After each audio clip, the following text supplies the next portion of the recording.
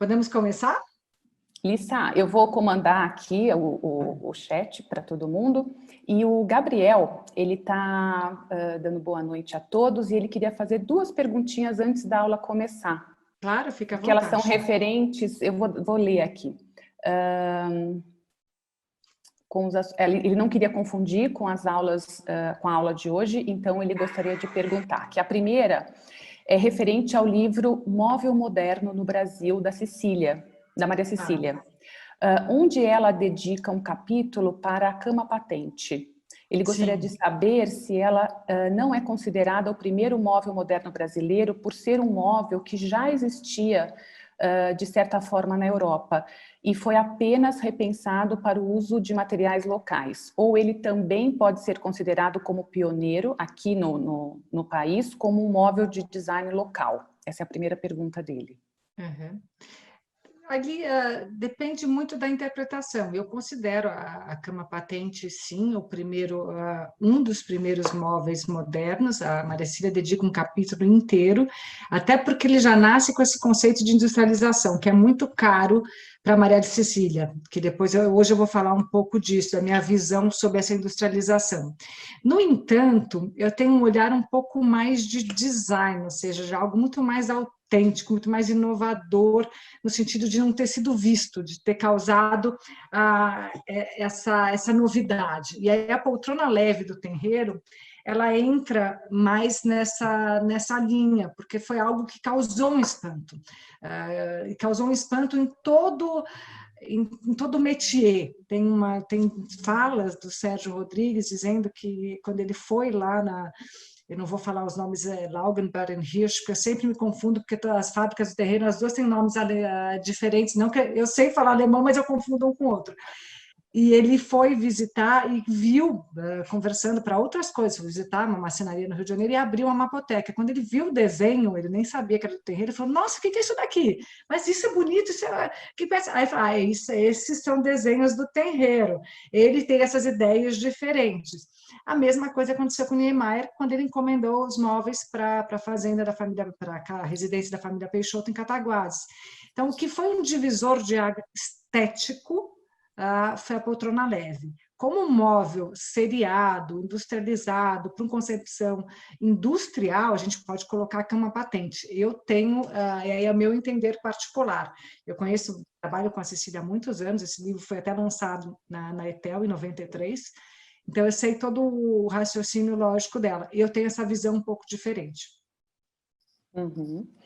E a outra pergunta dele é relativa ao Art Deco. Ele ouviu recentemente uma entrevista da Ana Paula Simeone, autora do livro Art Deco no Brasil, onde eles abordam o Art Deco como uma certa inspiração no fazer popular. Dessa forma, a gente pode dizer que alguns móveis dos pioneiros foram feitos já inspirados na nossa cultura indígena e também africana, ou era algo completamente eurocêntrico? Então, na verdade, o Art Deco é um pouco difícil da gente classificar, porque tudo que eu já li e estudei sobre o Art Deco é realmente uma reunião desses estilos. E pode sim, o Lazar Segal e o próprio John Grass, que tem uma influência grande um pouco nisso. O Lazar Segal um pouco mais no racionalismo alemão, mas vamos falar do John Grass. Ele foi impactado pelo Brasil e impactado pela Europa. Então, o Art Deco era muito ligado àquela exposição de 1925 de Paris, das Art Décoratifs.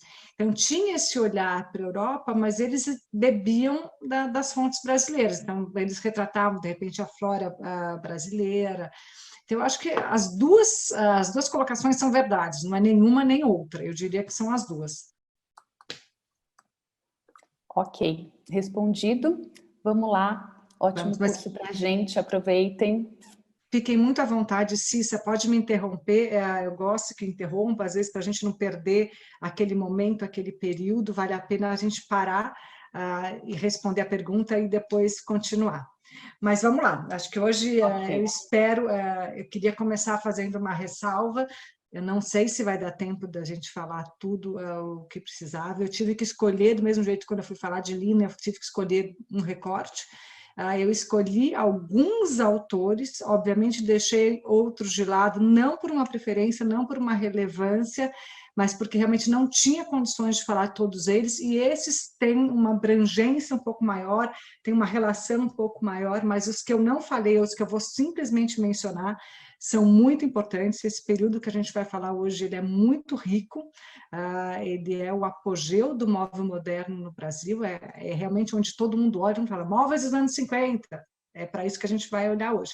Então, eu já, de antemão, faço essa ressalva, não é nenhum juízo de mérito, muito pelo contrário, a gente não consegue colocar tudo, eu vou ter que correr hoje bastante, mas me interrompo, porque mais importante são as perguntas, para que vocês fiquem com tudo claro na cabeça de vocês, que vocês tenham todo esse contexto, toda essa sequência lógica que eu gostaria de apresentar para vocês aqui, tá bom? Então, vamos lá.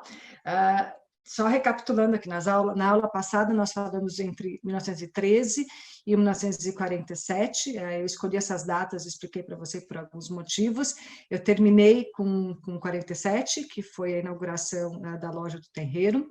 Então, se nas 2 décadas, ou um pouco mais das 2 décadas anteriores, o nosso foco era arte e arquitetura, onde elas foram realmente protagonistas, tanto a arte, como nós falamos agora, a Art Deco também fez parte desses movimentos de vanguarda, tivemos literatura, tivemos poesias, tivemos música, a arquitetura tendo o seu apogeu com a exposição do MoMA. Esse período nós vamos falar de madeira e de design. Na verdade, são esses 2 conceitos que são super importantes. Primeiro, porque se nas décadas anteriores os pioneiros, como chamamos, produziam para si em escala pequena, agora no Brasil a gente tem o início da industrialização, essa tentativa de industrialização, não mais numa pequena escala, numa maneira caseira, mas sim numa maneira mais organizada. E nasce, como eu falei, não sei quem de vocês estavam na aula inaugural, é justamente em 1950, 51, que o conceito de design e a profissão de designer chega no Brasil, e chega justamente através de Lina Bobardi.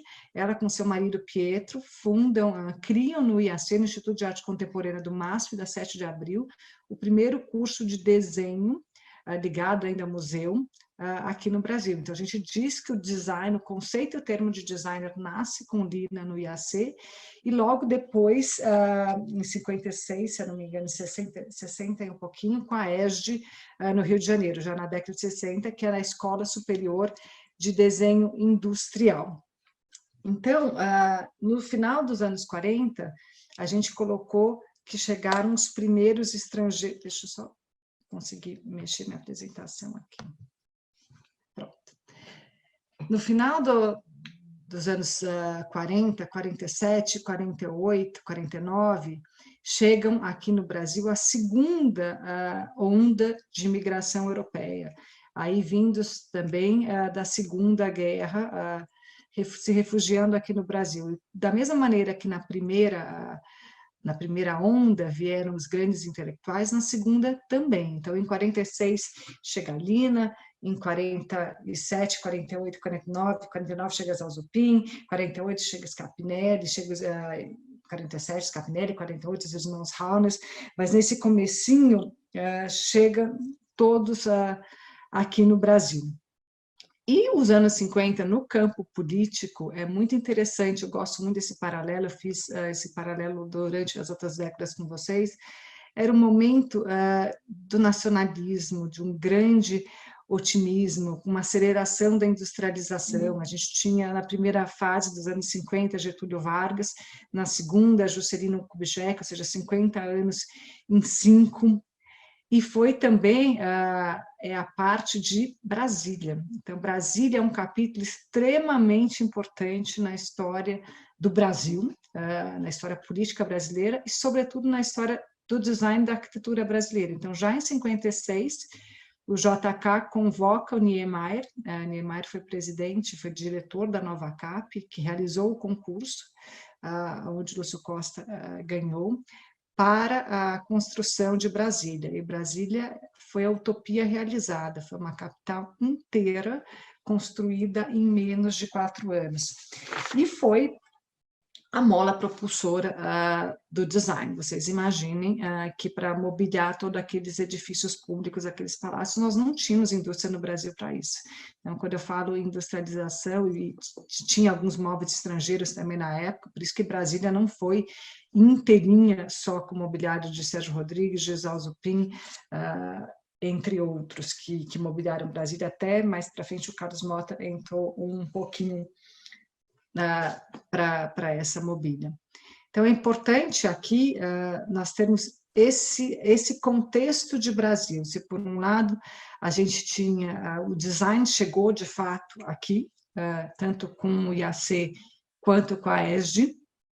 Era um momento, principalmente na década de 50, uma conscientização desse nacionalismo que vinha vindo, lembra da busca de identidade que a gente falou nos anos 40, desse olhar brasileiro. Aqui a gente tem essa consolidação, uma aceleração da proposta industrial, ou seja, tinha um plano de meta 50 anos em 5, e Brasília. Então, você imagina que tudo isso movimentou do Brasil.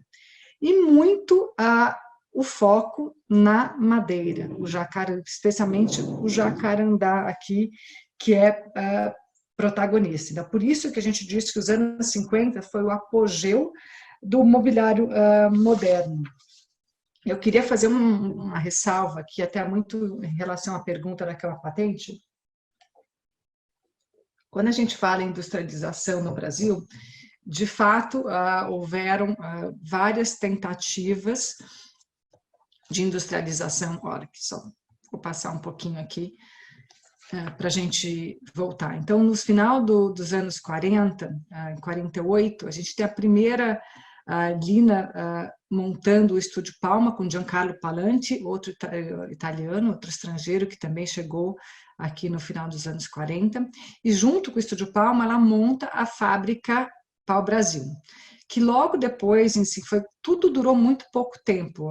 Vocês vão perceber, as datas aqui elas são importantes, não são necessariamente muito precisas, mas mais do que as datas em si, é o período, a duração de cada evento. Então, já em 51, 52, a Lina, o Palanti e o Bardi vendem a Pau Brasil para os irmãos Rauners, que mais para frente vai se chamar Móveis Artesanal, e depois vai virar Forma, que provavelmente muitos de vocês conheceram. Então, aqui tem um caminho interessante para a gente poder seguir também. Então, eu usei esse exemplo do Estúdio de Arte Palma e da Fábrica Pau Brasil justamente para mostrar essa escala. Até os anos 50, a escala era muito caseira, era muito pequena. Então, a gente tinha a Segal produzindo móveis somente para a casa dele, Warszawski também, numa escala muito menor. Mesmo a Lina, que aqui é a primeira organização de uma produção um pouco mais industrial, um pouco mais em série, um pouco mais comercial, durou muito pouco. Então, os anos 50, o início dos anos 50 é marcado por essa transição, dessa produção que deixa de ser caseira dos pioneiros e passa para realmente uma conscientização dessas experiências industriais. E aí nós temos o grande exemplo do Zanini, com a fábrica de móveis Z, do Scapinelli, que em pouco tempo que chegou aqui também montou 2 fábricas e 2 lojas, e depois a Unilabor, do Geraldo de Barros, e a Mobilinha, do Michel Arnaud. Eu só estou passando aqui para a gente voltar um pouquinho. Então, a gente terminou a aula passada falando um pouco nessas experiências do Bratic e do Artigas, logo em 48. E aí eu queria ressaltar esse pequeno trecho de uma entrevista já mais tarde, em 80, do Artigas, para reforçar, para enfatizar o que eu digo, que nessa década, nesse período, o que importa é a madeira e o design. E a madeira está muito ligada a esse nacionalismo, essas origens, essa identidade que foi construída ao longo das outras décadas. Então, para mim é bonito esse caminho, a gente entender esse caminho de como a escola, que eu gosto de chamar assim, do design moderno brasileiro, foi construída, e porque ele é muito especial. Então, todos esses grandes autores se conheciam, se conversavam, tem vários entrelaços entre eles, e tinha alguns elementos muito fortes, muito comuns. E a madeira, vocês vão perceber que em todos eles que eu vou falar agora, de alguma maneira, ele foi impactada. Então, aqui o Artigas coloca a importância da recuperação do afeto especial que o homem brasileiro sempre teve pela madeira, redescobrir as nossas origens, os nomes das essências, buscar os significados do móvel, só assim sairemos de nossas raízes, partiremos para o plano universal da forma moderna, reencontraremos na nossa própria terra os principais elementos que compõem o passado do nosso gosto. Então, foi através da madeira, foi através do jacarandá, foi através desses autores que nós vamos falar hoje, que o Brasil entrou no mapa do design, que a escola de design moderno, que o design moderno brasileiro é reconhecido como uma escola. Então, eu acho muito bonito isso, acho isso muito interessante, muito importante a gente guardar. Então, falando das primeiras experiências industriais, nós temos Zanini, muito interessante, com os móveis artísticos Z, de São José dos Campos, começou em 49. Lissa, não sei se você quer ser interrompida agora, se quiser ou se tiver que falar alguma coisa depois, acho que é ok. A Débora Braga pergunta qual é a relevância da Simo na história do mobiliário brasileiro. Olha, Débora, eu acho todos relevantes. Aí eu acho que tem até alguns débitos da história, que tudo que era mais em caráter industrial, que era menos autoral, passou um pouco ao largo, ela foi extremamente relevante como outras iniciativas. Mas como a gente vem desse caminho de arte, de arquitetura, a gente vai estar sempre muito relacionada ao autor. Então, eu estou dizendo agora a minha opinião pessoal. Eu acredito na relevância, acho só que ficou um pouco esquecida, um pouco ao largo, por fato de ser uma empresa, de ser uma coleção empresarial e não ter um nome, uma pessoa, uma figura. Mas é relevante, sim. Obrigada, Lissa. Imagina. Ainda eu estou indo um pouco na ordem de cronológica, vocês não me interrompam a qualquer momento, mas você vê que às vezes eu vou e volto, porque nem tudo é muito linear, mas tem algumas datas, eu estou tentando trilhar um caminho cronológico com vocês que faz muito sentido. Então, no final dos anos 40 e 49, quando o Zanini estava abrindo móveis, chega no Brasil Zau Zupin. E, como eu contei na aula passada, também chegou no Rio de Janeiro, chegou de navio, foi muito impactado pelo prédio do MES, pelo edifício do Ministério da Educação e Saúde, do Niemeyer e do Lúcio Costa, de um grupo, com Le Corbusier como consultor, da mesma maneira que foi Lina. Então, Zau Zupin, arquiteto. É muito interessante ainda, ou seja, é óbvio que não é uma ruptura, então virou os anos 50 e só está falando do mobiliário, mas a arquitetura ainda tem um papel muito importante, especialmente com Lina. Então, em 51, aqui, como diz a Cissa, minha paixão, do jeito que eu gosto de falar de Lina, eu ainda me espanto toda vez que eu vou lá, toda vez que eu olho como alguém pensou e construiu e fez essa residência tão icônica até hoje, em 2020, em 1951, no Brasil. Aqui é uma foto histórica da casa, era uma fazenda de charque, muito pertinho de onde eu moro, no Morumbi, e a Lina cuidou de todo o paisagismo, plantou todas as árvores. E é uma das glass houses do mundo, uma das mais importantes, até pela cronologia, até pela relevância histórica, até pelo pioneirismo de Lina. Então, tudo isso estava acontecendo no Brasil.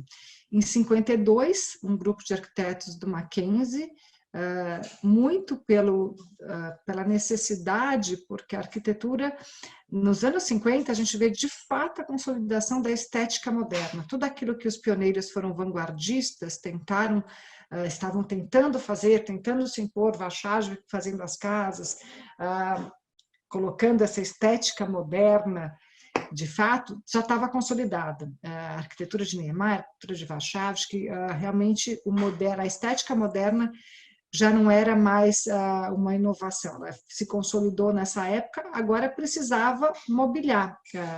E não tinha mobiliário suficiente, e não tinha que entrasse nessa estética. Então, também nessa década, para vocês da BD, é muito interessante, porque o design chega na década de 50, mas o design de interiores também.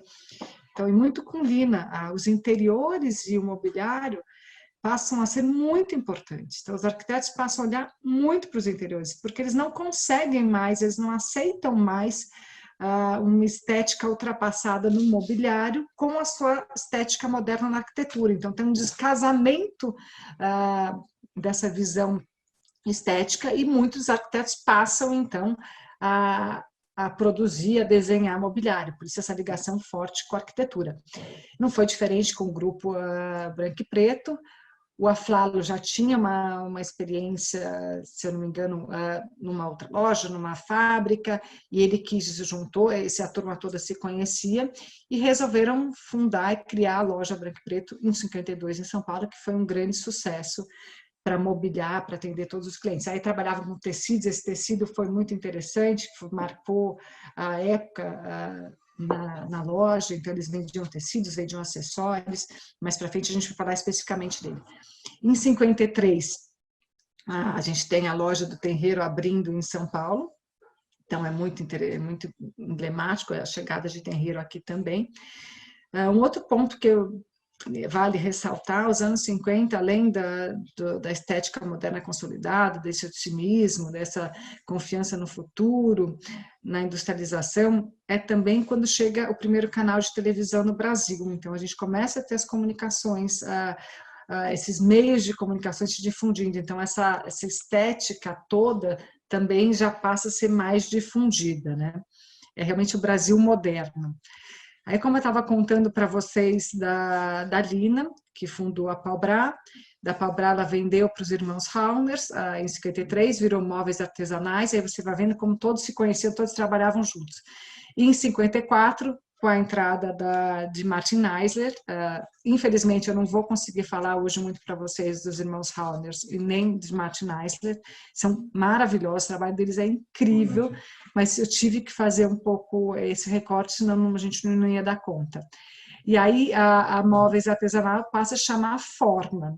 Muitos de vocês, aí já é da minha época, eu lembro bastante da Forma como um grande centro de mobiliário, tanto nacional quanto dos grandes nomes internacionais. Aí o interessante é que o Sérgio Rodrigues, assim que ele se formou, ele arquiteto, gostava muito já de interiores, de mobiliário, foi para Curitiba trabalhar, montou em Curitiba uma loja das móveis artesanais para tentar levar a estética moderna, do mobiliário moderno para Curitiba. Eu disse que a estética estava consolidada, mas fora dos grandes centros ainda era um pouco mais difícil.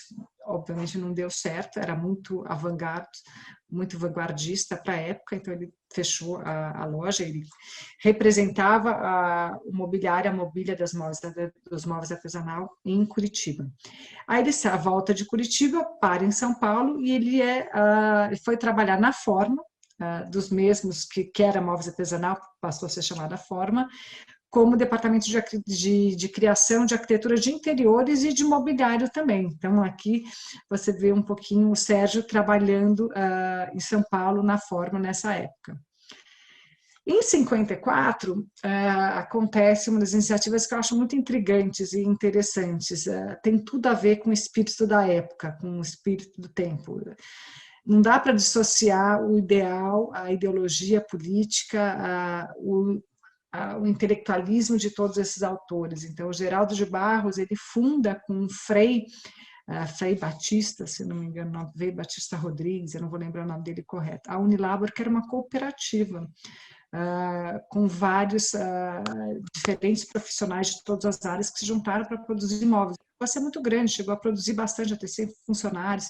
Era cooperativa mesmo, bem na divisão de trabalhos, de lucros, de remuneração. Então, foi uma iniciativa super interessante. Geraldo de Barros, fotógrafo, artista. E ele começa essa produção em série e essa tentativa da componentização do móvel, porque ele queria realmente uma experiência racional, que pudesse produzir mais, pudesse dividir mais o lucro, uma coisa que fosse mais industrial mesmo. Então, ele faz essa experiência aqui com essa cooperativa.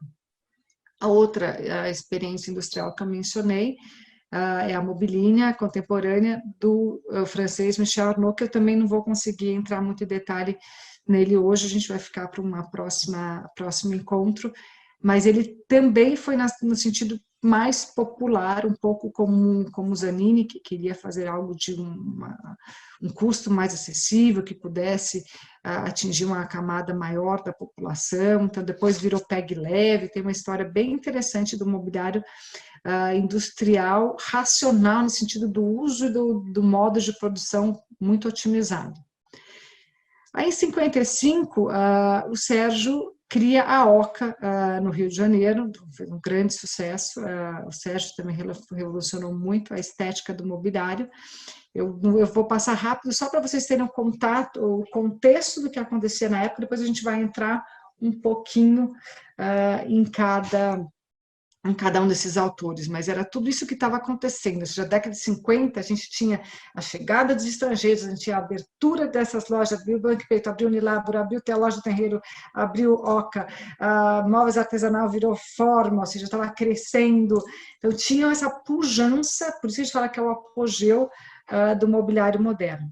E aí, em paralelo, a gente não pode esquecer a grande importância desses periódicos, essas revistas especializadas e muito, muito interessantes, muito bonitas. A gente tem a Habitat da Lina, criada pela Lina e pelo Pietro, ligada ao MASP, eles foram os editores-chefes de lá, de 1950 a 1953, se eu não me engano, com as datas. Depois nós tínhamos a Módulo, do Niemeyer, que ele lançou em 1955, então em 55, quando o Sérgio estava abrindo a Oca, a gente tinha a Módulo sendo aberta, e a Casa Jardim, em 53, com a Scapinelli, tem uma coluna, Scapinelli Responde. Então, a gente tinha 3 grandes periódicos no período. Aí, como um outro exemplo dessas experiências industriais, a gente tem o Scapinelli, italiano, Giuseppe Scapinelli, arquiteto formado, nativo de Modena, que chegou no Brasil em 47, 48, e rapidamente ele criou 2 fábricas, fundou 2 fábricas e 2 lojas, a fábrica de móveis Ghisi, a Tapete Santa Helena e as galerias Marguta e Le Rideau. E o Scapinelli, ele foge um pouco à estética do moderno, como a gente conhece, mas ele foi muito influente nessa relação ainda muito arte artesanal e decoração de interiores. Então, seus móveis tinham tinham caráter, uma estética mais orgânica, tinham componentes, por exemplo, de pintura, de ceramista. Ele trilhou um caminho muito interessante também por aqui. E eu o trouxe, além dessa relevância, obviamente, de uma estética diferente, com essa visão industrial e empresarial. Ele é tido como um empresário do setor também, de uma maneira, de um tempo muito rápido. Aí, como eu disse para vocês lá atrás, assim, tudo gira um pouco em torno caminhando até Brasília e depois de Brasília. Então, Brasília realmente é um marco, é muito importante, tanto para o contexto do país, do Brasil, quanto para o contexto do móvel. Então, Niemeyer, mais uma vez, como protagonista. Então, Niemeyer, vocês vão perceber que, além de ter sido muito longevo, ele foi realmente muito protagonista em todas as fases. A gente teve ele no MES, na arquitetura dos anos 30, 40, agora nos anos 50 e 60 com Brasília. E para mobiliar tudo isso, precisou de muito. Então, muitas dessas iniciativas ganharam muito e tiveram que se aperfeiçoar, que correr atrás para poder produzir mais por conta de Brasília. Um deles foi Sérgio mesmo. O Sérgio Rodrigues foi muito impactado por conta de Brasília, e o próprio Zalzupin na L'Atelier, que eu não mencionei essas outras iniciativas ainda, a gente ainda vai chegar lá. Mas o Sérgio, eu costumo dizer que ele se o terreiro foi o primeiro móvel moderno, é o pai do móvel moderno, do design moderno brasileiro, o Sérgio é pai do mobiliário verdadeiramente brasileiro. Ele reinventou, ele revolucionou a estética do móvel, o jeito de sentar com a poltrona mole. Ele trouxe essa carioquice, ele trouxe esse DNA, essa genética brasileira de abundância de madeira, de robustez, de volume para suas peças. Então, em 57, ele cria a poltrona mole, depois eu vou contar essa história um pouco melhor. Em 61, ele ganha o concurso de Cantu, o primeiro prêmio com a poltrona, diante de não sei mais de quantos, mais de 400 projetos inscritos. Realmente foi um feito lembrado até hoje na Itália, por onde eu passo lá. A poltrona mole e o Sérgio Rodrigues, eles são realmente mundialmente conhecidos merecidamente por tudo isso. E aqui, de novo, a gente tem o Sérgio, a relação com a madeira. Então, vocês perceberam que a madeira é a tônica do momento, e da identidade nacional. Então, no Sérgio, a gente tem muito essa brasilidade, essa relação, até o nome Oca, relacionado à cultura indígena, à cultura tradicional brasileira, aquilo muito nosso, que sem nenhuma referência externa. Então, ele coloca esse trecho que eu achei muito bonito, que ele fala: para os imperialistas romanos, a construção em pedra e cal significava a eternidade, enquanto o material bárbaro, a madeira, representava o precário, o provisório. Assim, nós latinos até hoje temos esse descabido preconceito contra casas de madeiras, justamente o oposto do que acontece com os povos bárbaros, de origem saxônica, germânica e nórdica, cujo respeito e admiração por tal material é tão profundo que o índice de utilização da madeira em suas construções é quase absoluto. Então, é muito interessante a gente entender, e isso é uma tônica muito grande que a gente tem que... Só um minutinho, só pegar aqui um outro carregador, para não estou com medo que acabe a bateria aqui, apesar de ter ficado carregando bastante tempo. Olha aqui para mim, Marco, o carregador do laptop. Então, eu saí do Sérgio com esse volume, com essa admiração dessa madeira, com essa defesa das nossas tradições, para entrar rapidamente, só para colocar assim, é quase como um insight aqui de um móvel de arquiteto. A gente não vai falar dele hoje, eu vou falar dele mais para frente, mas para lembrar que foi criado em 57, onde eu trouxe essa menção primeiro, porque é muito importante, depois pela admiração toda que eu tenho pelo trabalho do Paulo, mas o quanto essa relação entre a estética do móvel, a estética da arquitetura com o móvel era importante. Então, eles precisavam entrar em ressonância. Então, por isso que o Paulo, um arquiteto convicto, ele desenhou pouquíssimos móveis, mas ele também se permitiu fazer essa experiência para buscar essa consonância, para buscar esse reflexo da sua própria identidade arquitetônica.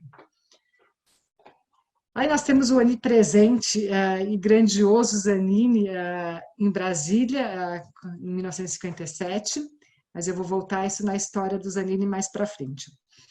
Em 59, como eu falei para vocês que essa década é a década das aberturas, é a década da pujança, a gente tem a abertura do L'Atelier, já em 59, que é, sim, também uma outra iniciativa industrial da produção em série, organizada. E aí aqui eu queria fazer um parênteses. Então, todos os livros que vocês mencionaram, principalmente nos livros da Maria Cecília, em várias outras teses, a gente fala muito dessa década como uma década da industrialização, como a aceleração da industrialização. Tudo é ligado à indústria. Como eu vejo, não é uma industrialização nos moldes internacionais atrelados à mecanização, às máquinas. A industrialização nesse período é uma organização da produção,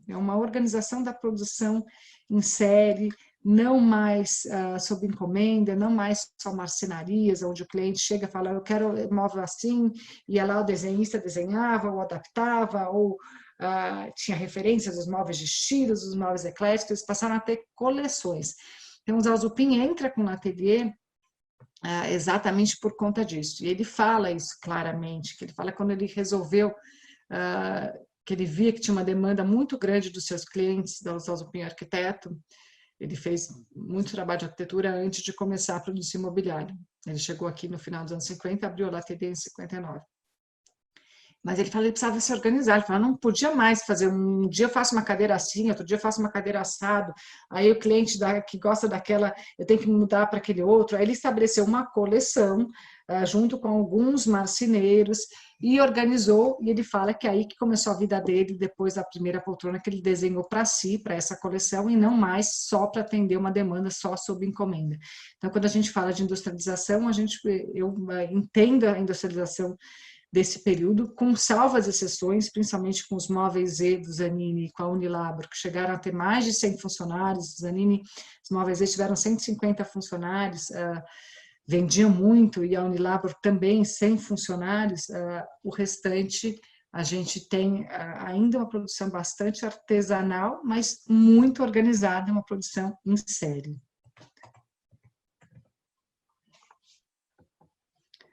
Aí não podemos esquecer, a gente tem a inauguração de Brasília, em 60, o que é um feito inédito. Então, a gente começou lá em 56 no projeto, a gente tem a Utopia realizada aqui em 60. Todos esses autores, todas essas iniciativas industriais trabalhando muito, então já tinha a Oca, já tinha... O L'Atelier pegou muito pouco, pegou o final, mas as cadeiras do Supremo Tribunal Federal são dos Alzupin.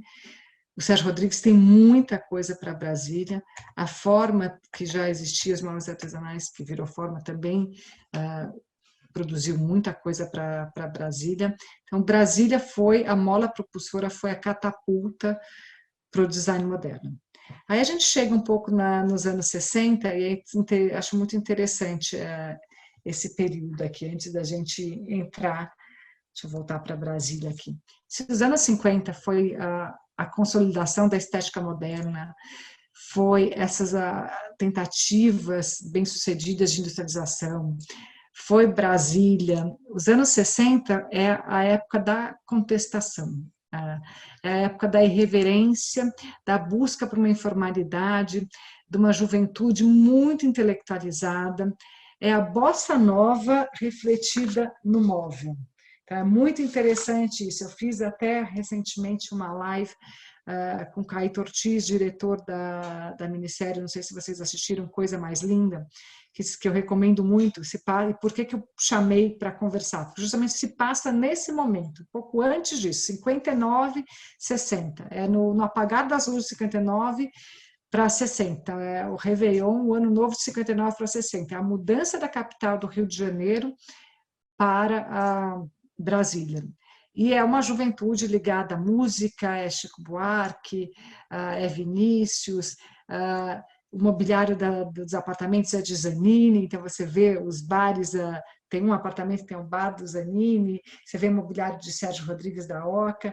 Então, era isso que estava acontecendo naquele período. Então, estava muito refletido, bem refletido na estética dessa minissérie, que retrata esse Brasil pujante, esse Brasil inovador, mas contestador, principalmente por uma juventude intelectual carioca. Está muito ligado ainda ao Rio de Janeiro, esses anos 60. Aí, seguindo em frente, só para colocar alguns acontecimentos importantes ainda na década de 60, Sérgio Rodrigues já tinha feito a Mole, já tinha produzido muito para Brasília, faz o mobiliário da Embaixada de Roma, do Brasil em Roma, muito bonito, por sinal. Eu tive o prazer de fazer uma exposição em Milão há 2 anos, onde eu fui responsável por montar o pavilhão brasileiro, e eu fiz a exposição dos mestres modernistas, junto com a exposição de Sérgio Rodrigues do mobiliário da Embaixada, que veio da Embaixada de Roma para Milão durante o Salão do Móvel. Então, foi muito cultuado o mobiliário de Sérgio Rodrigues, com a nossa brasilidade, com a nossa madeira, com a nossa robustez de madeira para lá. Então, esse apogeu, ele é mesmo nessa época e muito, muito merecido. Mas, como no Brasil tudo é muito complicado, nada é fácil, a gente vive num pêndulo. Eu escutei isso outro dia, a hora que a gente está no auge, no ápice. Eu fiz esse caminho todo para contar para vocês que tudo estava se abrindo, que tudo estava florescendo, que as melhores iniciativas estavam acontecendo, etc, etc. vem o golpe militar de 64, a maioria desses autores eram ligados de alguma maneira ou não, até já tinham sido desfiliados, mas tinham alguma relação com o Partido Comunista, são perseguidos e tudo começa a cair para o outro lado. E aí, infelizmente, eu tenho que colocar, por isso que eu fiz o corte em 68. Branco e Preto é um caso à parte, mas se fechou em 60, o Scapinelli encerra as fábricas e as lojas em 65, o Tenreiro fecha todas as lojas em 68 para se dedicar às artes, a mesma coisa acontece com o Scapinelli, que decide só cuidar da sua vida de artista, o Sérgio sai da Oca em 68 também. Então, aqui a gente tem esse declínio. E eu acredito muito que o conhecimento e que a cultura, ela cresce, ela avança um pouco como a ciência, ela vai alargando as bases, ela não nega seu passado, ela não cria uma ruptura para começar tudo de novo. Você vai adicionando conhecimento. Infelizmente, o que aconteceu aqui com o nosso design, com a nossa cultura, foi que nós tivemos uma ruptura muito grande. Então, do dia para a noite, não é do dia para a noite, mas alguns anos, mas abruptamente, de 64 a 68, um período muito complicado de Brasil, que a gente tem a fuga dessas grandes inteligências e tem uma ruptura. E aí vocês vão ver na próxima aula esse recomeço, mas cria esse ato. E aí, quando tem essa ruptura, a gente perde muito. E a gente perdeu muita memória, perdeu muito conhecimento, isso é um pouco a tristeza do Brasil. E a pergunta que eu estava conversando com a Cissa no início da aula, que foi a primeira pergunta que me fizeram, de uma das primeiras mesas redondas que eu participei sobre design há 15 anos atrás. O que o design tinha a ver com a ditadura militar, com o cenário político no Brasil, brasileiro na época, nessa época dos anos 50 e 60, e que o design contemporâneo era tributário disso.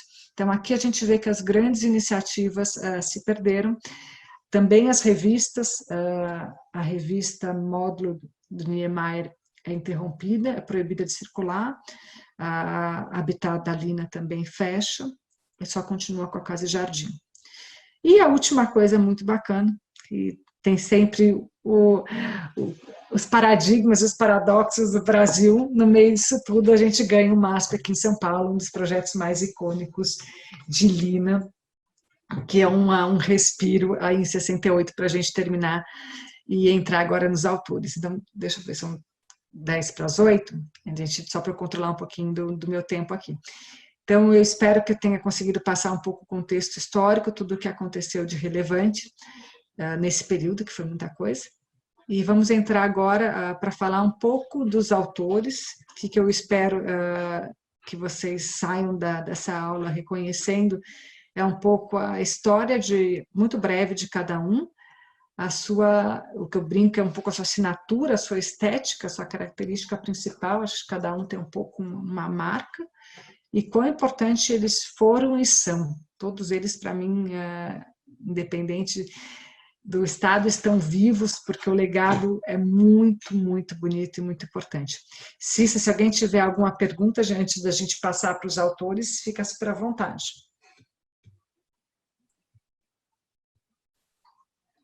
Por enquanto ainda não, Lissa. Mas fiquem à vontade. Então tá bom, vamos lá. Então vamos começar com o Tenreiro. Aqui é um pouco o cenário. De novo, eu gosto desse quadro porque traz a mistura. O design brasileiro ele é um processo antropofágico, eu já falei isso para vocês, tanto nos pioneiros quanto aqui. Então, nos pioneiros também a gente tinha essa mescla dos internacionais, dos estrangeiros com os brasileiros. Aqui a gente tem Tenreiro, que é português, Lina, italiana, Zanini, brasileiríssimo, Scapinelli, italiano, Zalzupin, polonês. Nós temos Niemeyer, super brasileiro, Sérgio, super brasileiro, e Branco e Preto, um misto, muito brasileiro, mas tinha um chinês também no grupo do Branco e Preto. Então, Tenreiro é considerado, não sou eu que falo isso, o apelido carinhoso como pai do design moderno, do móvel moderno, por conta da poltrona leve, por conta de ter sido o primeiro. Tenreiro nasceu em Portugal, chegou no Brasil aos 22 anos, marceneiro, filho de marceneiros. Muita intimidade com a madeira, mas era artista também. Ele começa a sua vida pertencendo a um grupo de arte e depois, por necessidade, vai trabalhar nessas marcenarias de época, mas ele tinha assim uma intimidade com a madeira, com as espécies, com o trabalhar com a madeira, realmente muito grande. E ele levou, e ele diz muito isso, que ele aprendeu isso com seu pai, que era um artesão, um artista de primeira ordem. O que eu acho bonito de Tenreiro é um pouco naquela tradição que a gente falou lá atrás, na primeira aula, na aula inaugural, que é essa separação, que o design nasce da separação do fazer do artesão. Então, o artesão não é mais quem tem ideia, quem desenha, quem projeta. Com Tenreiro, isso não é verdade. Tenreiro é o artista, é o artesão design. Ele desenha, ele faz. Ele domina como ninguém as técnicas de marcenaria. Por isso que ele também é conhecido como o artesão designer. Ele não tem essa separação. E ele é um fervoroso defensor, depois eu vou ler alguns trechos para vocês, deles, do fazer artesanal. Ele era contra essa indústria, ele achava que não era uma industrialização de fato, ele era simplesmente um artesão de segunda linha, um artesão que não estava pronto, que os grandes mestres estavam sendo substituídos pelos artesãos mais simples, que o tempo da vida não tinha deixado ficar pronto para produzir móveis de qualidade, por isso que o mobiliário estava se perdendo.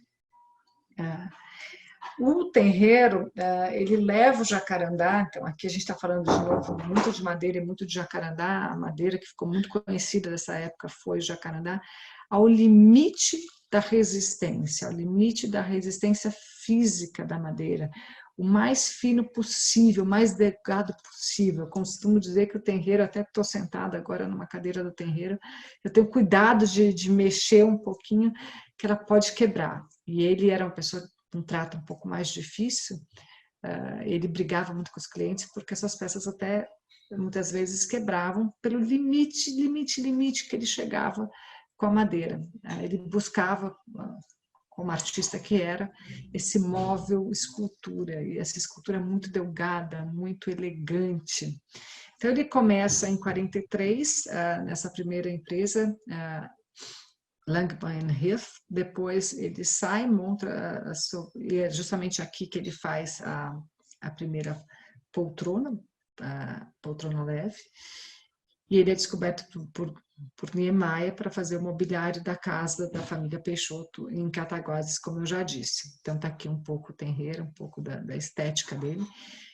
E é isso que eu queria que a gente olhasse um pouco aqui as assinaturas, reconhecer a estética de cada um. Essa cadeira que eu estou falando, que é exatamente essa delicadeza, essa finura, essas ripinhas mínimas de madeira. Então, o Tenreiro é conhecido por seu apuro formal, pela sobriedade, pela pureza, pela elegância, pelas linhas fluidas, pela essa economia de material. Então, ele é puro e refinado de um lado, sóbrio e comovente de outro.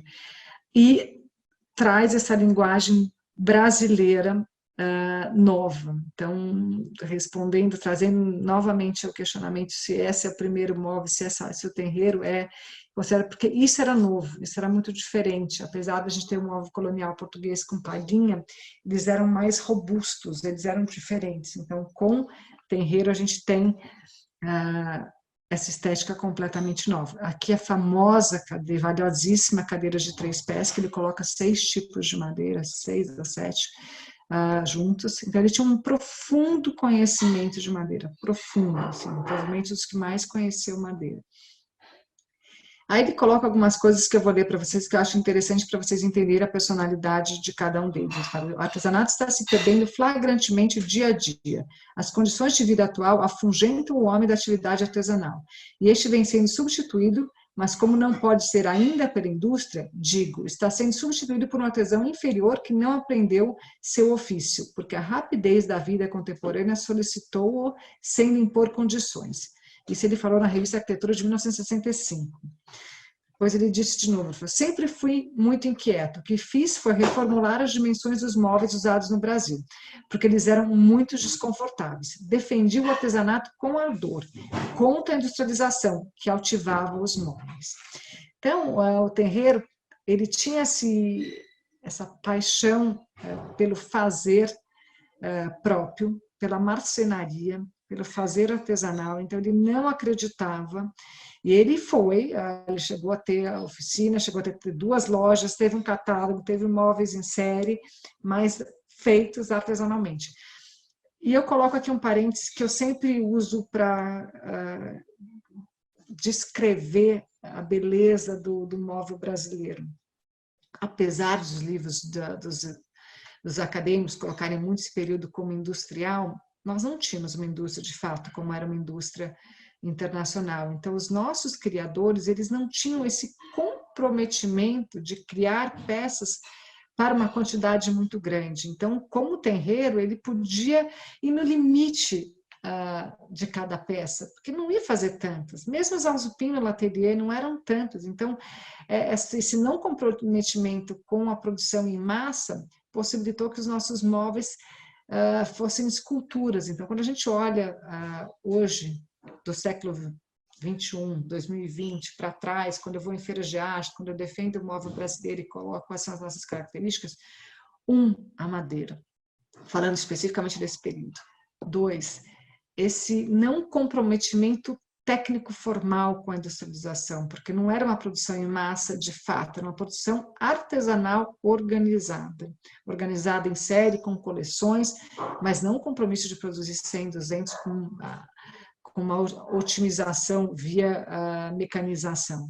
Então, isso nos diferencia muito, e essa ligação com a arte e com a arquitetura. Então, o Tenreiro ele representa esses 3 pontos. Ele é artista, seu móvel tem um quê de escultório, ele tinha uma produção organizada, mas artesanal, não industrial de fato, e essa paixão, essa ode à madeira, né?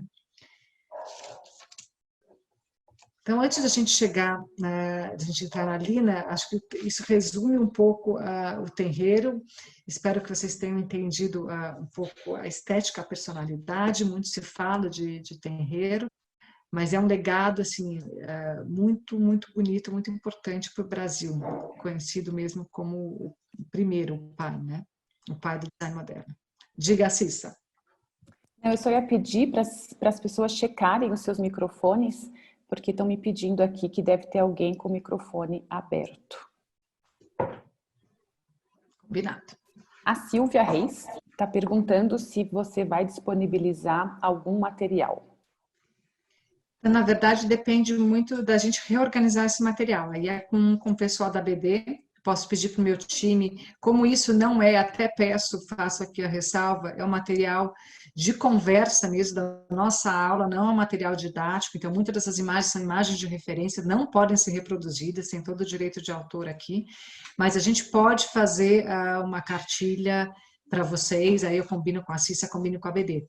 É muito interessante que fique claro, assim, isso é uma visão, obviamente eu tenho 30 anos, eu tenho 25 anos trabalhando com isso, já vi muita coisa, já li muita coisa, já participei de muita coisa, mas são conclusões muito particulares da minha vivência de mercado, de olhar e de ter o privilégio de trabalhar nas 2 pontas. Eu trabalho com esses autores, então todo mundo que eu trouxe aqui, eu conheço a família, eu conheço a fundação, eu já tive com algum dos herdeiros, mas eu também conheço o outro lado do mercado, das feiras internacionais, o olhar estrangeiro para nós, para o nosso trabalho.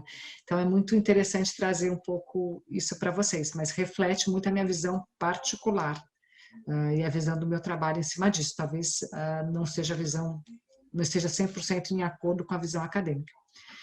Mas eu estou indo um pouco na ordem cronológica aqui, antes de entrar no Zanini, eu vou passar sobre Lina. Lina, como bem disse, a Cissa mereceria e merece um curso só para ela.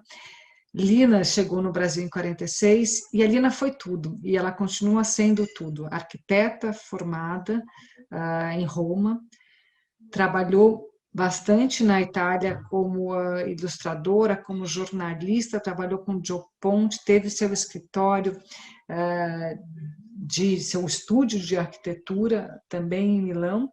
Então, ela vai para Milão e ela viveu muito intensamente a guerra na Itália. Ela sai de Roma e foge para Milão, porque o fascismo estava tomando muita conta de Roma. E lá ela trabalha com Gio Ponti, que era muito importante na época, o arquiteto italiano, diretor, inclusive, das Trienales. E ela faz muita coisa, ela aprendeu muito com o Gio Ponti, porque o Gio Ponti era esse artista múltiplo, ela fazia desde xícara, cadeira, moda, projeto urbanístico, tinha essa visão do homem renascentista de fazer muito tudo. Aí ela edita muitas revistas, porque na Itália a arquitetura, e até hoje é assim, é muito intelectual, então ela edita o Quaderni da Domus, ela faz da Domus, que até hoje é uma grande revista, ela participa da editoração de todas, como editora, como ilustradora dessas revistas, então a Lina sempre escreveu muito, sempre produziu muito trabalho por escrito. E aí, em agosto, eu vou passar muito rápido pela Lina, senão a gente não vai conseguir cumprir tudo, mas é uma pena, porque vale a pena a gente falar da Lina muito. Em agosto de 43, ela tem o seu estúdio bombardeado. E aí, para ela, já está assim, no limite do que ela podia aguentar. Ela vai para a resistência. A Lina foi muito atuante contra o fascismo, politicamente muito engajada.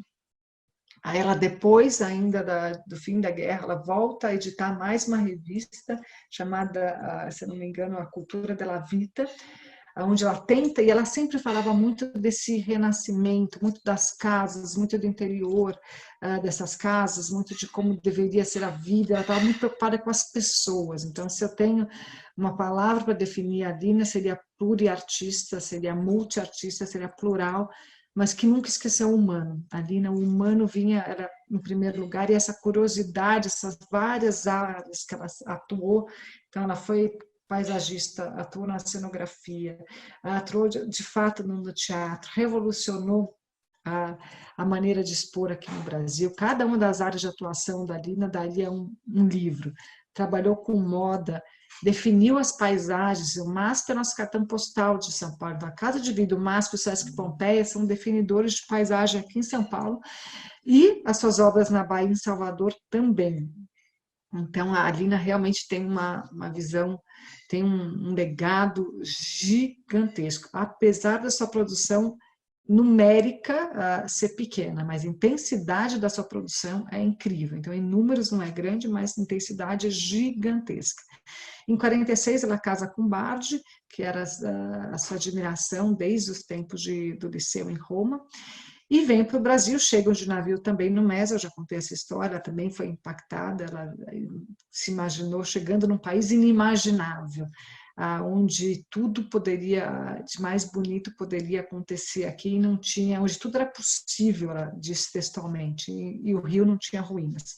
Fica muito, como o José Dupin, fica muito pouco tempo no Rio, porque o dinheiro estava em São Paulo, as ações estavam acontecendo em São Paulo, mesmo motivo do Zalzupin também, que vem para cá e consegue trabalhar aqui em São Paulo. Chega aqui em São Paulo em 47 e aí já cria a primeira cadeira dobrável para o MASP 7 de abril. O Pietro já chega associado com o Chateaubriand para criar o Museu de Arte de São Paulo. E ela faz o primeiro móvel. Então, ela criou, ela não achava uma cadeira dobrável, e ela foi produzir essa cadeira. Então, esse é o primeiro trabalho da Lina aqui no Brasil. Aí, como eu já coloquei em 48 a 51, ela cria o Estúdio de Arte Palma com Giancarlo Palanti, começa a desenhar uma série de cadeiras, também coordena e a fábrica Pau Brasil, carinhosamente chamada de Pau Bra. Na revista Habitat, ela coloca as cadeiras, ela trabalha muito essa questão de mobiliário e arquitetura. E aí, com uma série de móveis, dessa questão da escala humana, do compensado moldada, que a gente vai ver um pouco depois com o Zanini, eles eram contemporâneos, os dois estavam produzindo móveis de compensado moldado na mesma época. Lina numa escala muito experimental. ainda de baixa quantidade, ela queria muito seguir os passos do Zanini. Eu brinco, depois a Cuca está aqui, eu já falei até isso para ela, filha do Zanini.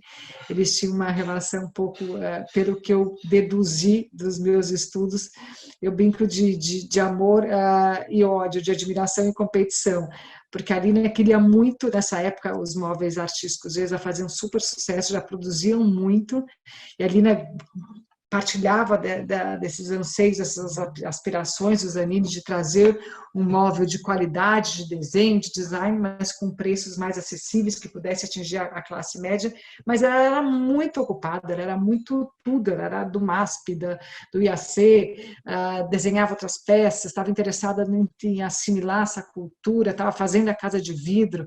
Então, obviamente, a Pau Brasil não conseguiu chegar ao tamanho, ao porte do que foi os móveis de produção. Mas vocês vão ver que tem algumas estéticas parecidas um pouco, principalmente nessa poltrona de balanço aqui e no carrinho de chá.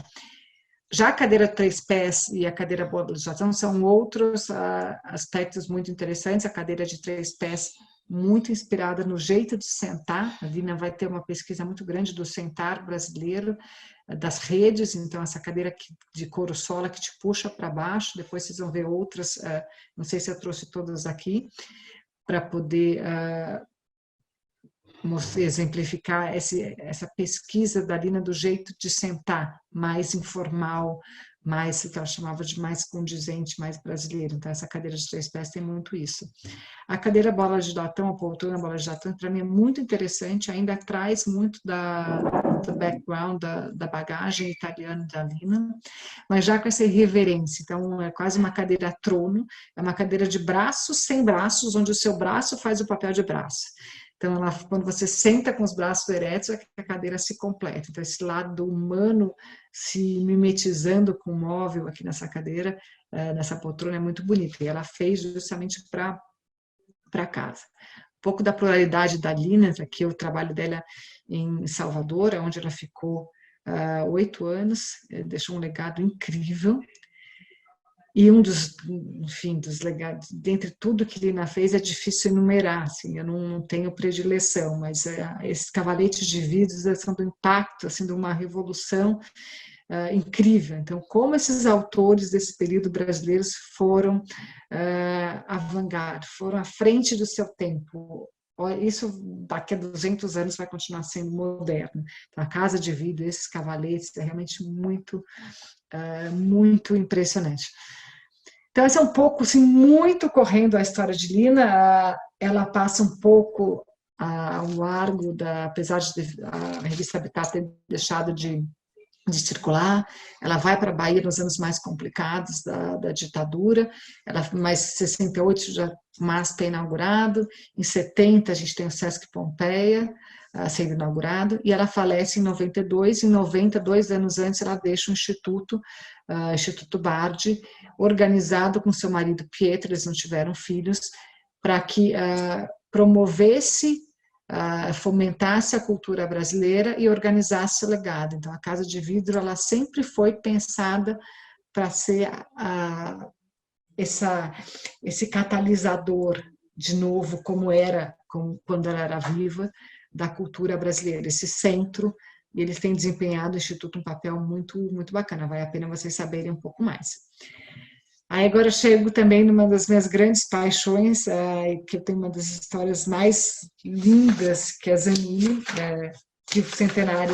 cujo centenário foi o ano passado, em 2019, ele nasceu em 1919, e para mim o Zanini foi um dos grandes, assim, o mais brasileiro de todos, ao lado de Sérgio Rodrigues, até porque ele era brasileiro, e como eu vejo, aí eu vou dar meu testemunho pessoal de como eu enxergo um pouco o Zanini. O Zanini foi muito, muito, muito plural.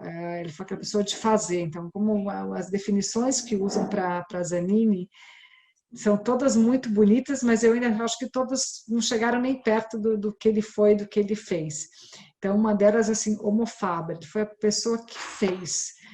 E fez de uma de uma maneira que toda vez que ele alcançava, que ele conseguia, ele já partia para o outro, aí ele já conseguia, alcançava um outro, já partia para outra empreitada.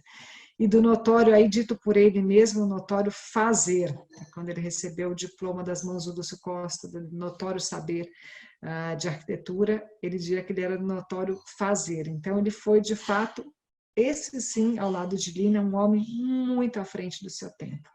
Eu costumo dizer, costumo chamar, assim, além de inventivo, construtor, humano, ele foi, eu vejo o Zanini um pouco como um bandeirante, porque ele não só fez muito, mas ele viajou muito, ele passou por vários lugares do Brasil, e em cada lugar que ele passou, ele deixou um legado muito forte, muito importante. A exposição que nós fizemos ano passado para celebrar o centenário de Zanini em Milão, com a presença do Zanininho, o irmão da Cuca que está aqui, filho do Zanini, filho caçula, cada sala era um lugar do Brasil. Então, a gente fez uma parte dedicada a São Paulo, outra parte a Brasília, outra parte ao Rio, outra parte a Nova Viçosa, e daí não tinha sala, precisava de mais sala para poder fazer, e o resto foi na parede, para contar de Belmonte, onde ele nasceu, para os outros lugares que ele passou. Então, o Zanini foi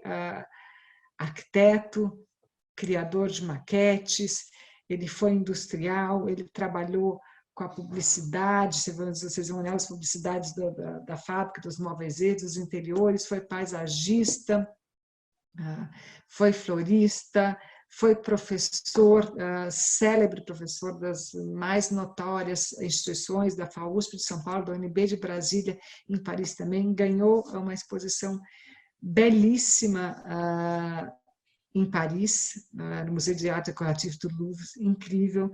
Então, o Zanini realmente foi muito à frente do seu tempo. E é engraçado, muitas pessoas confundem um pouco os móveis Z, a fábrica de móveis artísticos Z em São José dos Campos, que era, se o terreiro levou a resistência do Jacarandá ao seu limite, o Zanini levou nessa época, nessa fase, a madeira brasileira compensado ao extremo da racionalização. Ele foi o mais racional possível para criar essa fábrica, para fazer o uso desses compensados da maneira que tivesse o maior aproveitamento possível, com um desenho incrível que pudesse trazer essa redução de custo para acessar o maior número de pessoas possíveis. Então, essa racionalização, essa industrialização, a gente vê muito, muito com o Zanini.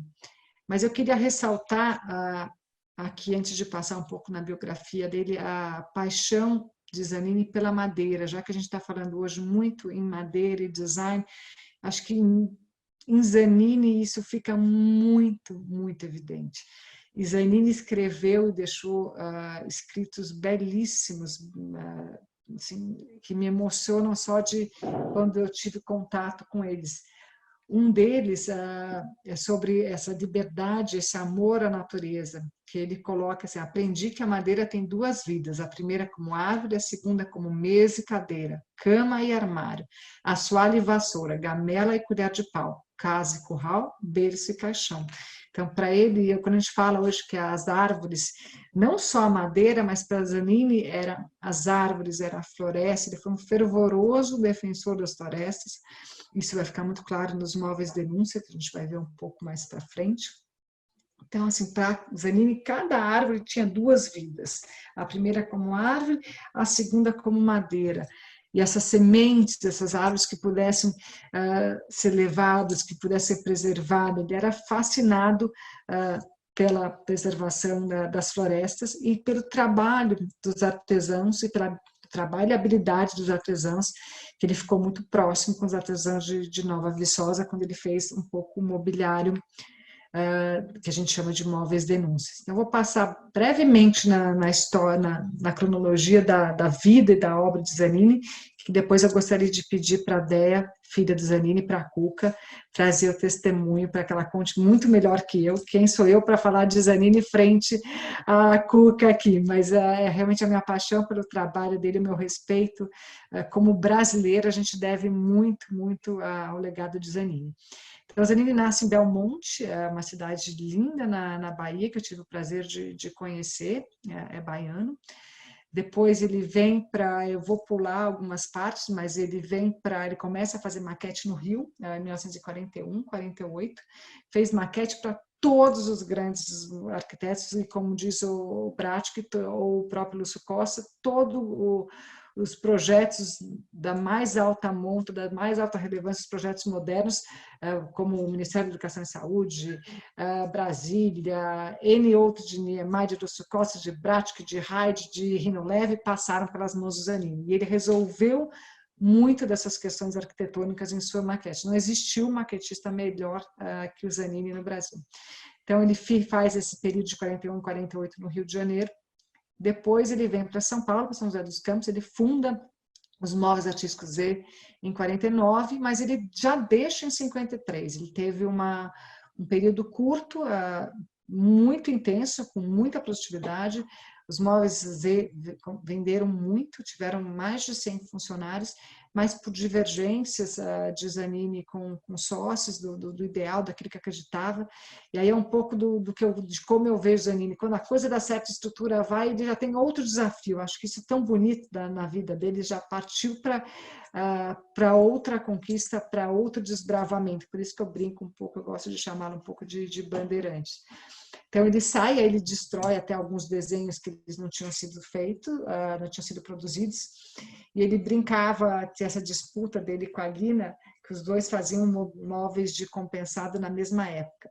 Aí ele dizia que o dele era melhor, porque era feito com esse compensado de mais alta qualidade de braquelite, e a Lina respondia que o dele, como tinha parafuso, rasgava a meia das mulheres. Então é bonito de ver por escrito, um falando um pouco do outro aí nesse sentido. Em paralelo, de 49 a 55, ainda em São Paulo, ele também tem um estúdio, a oficina de maquetes aqui, onde ele trabalha muito para o Bratic, para o Leve, para o Rino Leve, para o Artigas, ou seja, para todos os grandes ele trabalhou. Não tem um projeto moderno que não tenha passado pelas mãos do Zanini em termos de maquete.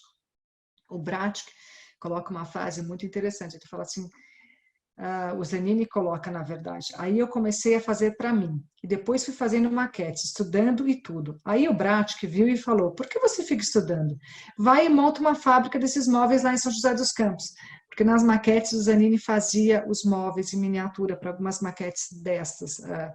E aí, segundo a literatura, segundo os pesquisadores de Zanini, ele teve essa conversa com o Bratic e, por incentivo do Bratic, ele foi montar a fábrica de móveis. Em 50 e 52, ele é assistente da FAUSP, a FAU do Artigas, brilhante, um exímio professor. Também muito bonito e muito interessante, nessa época de 52 e 58, ele se dedica ao paisagismo de São Paulo, ao paisagismo e às flores, uma paixão. Depois a Cuca conta um pouco melhor essa história das flores, da paixão dele.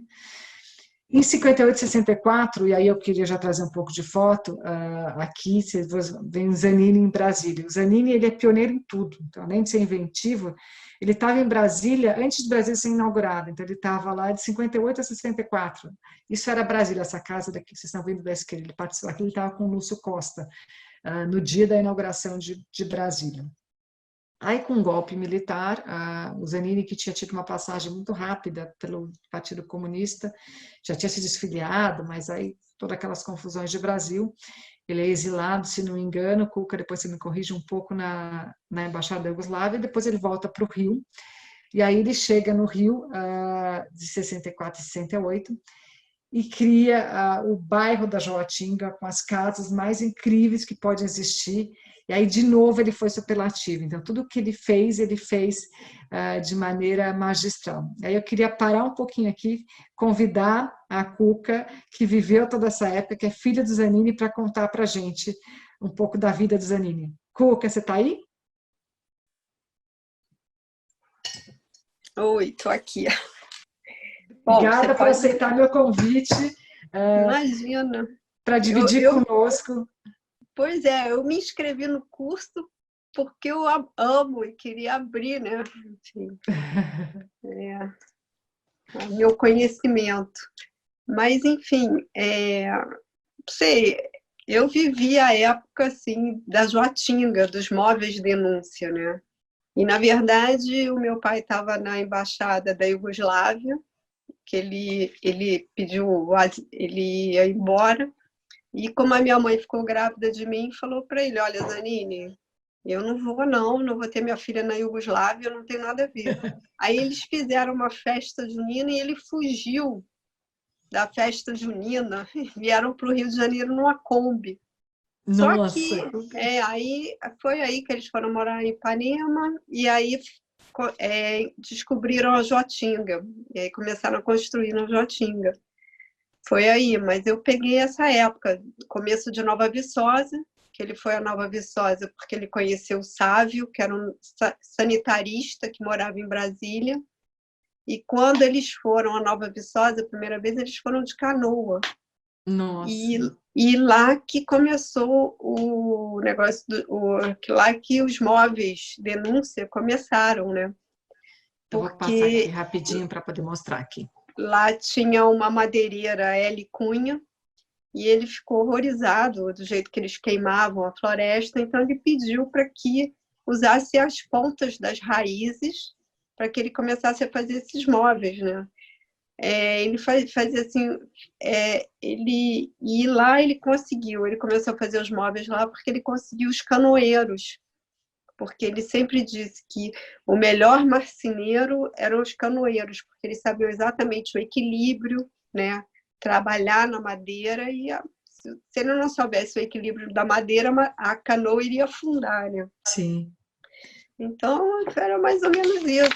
E com esses móveis de denúncia, ele queria fazer um registro, né, de que a floresta existia, que estava sendo devastada, né? Então, era mais ou menos isso. É como o Jacarandá Bahia, que estava acabando, enfim. Então, esses móveis de denúncia que ele fazia.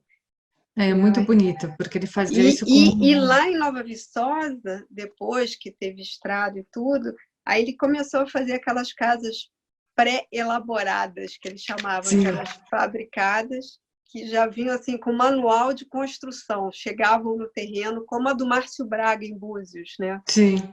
Ele olhou no terreno do Márcio e falou assim, já sei como é que é a casa. Aí um dia ele ligou para o Márcio, isso o Márcio me contou, falou, olha...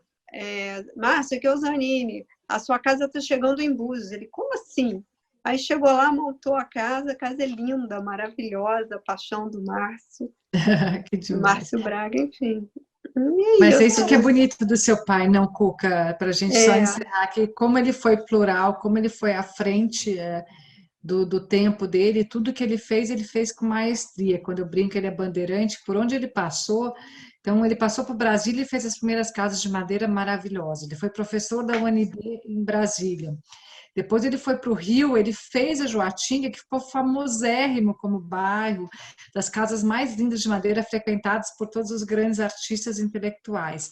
Ele foi para Nova Viçosa, não só fez esses móveis denúncias, isso ele fez posterior aos móveis Z, então isso que eu queria chamar a atenção, quer dizer, o Zanini começa aqui, essa industrialização, ele foi o pioneiro, de fato, a primeira iniciativa industrial foi dele.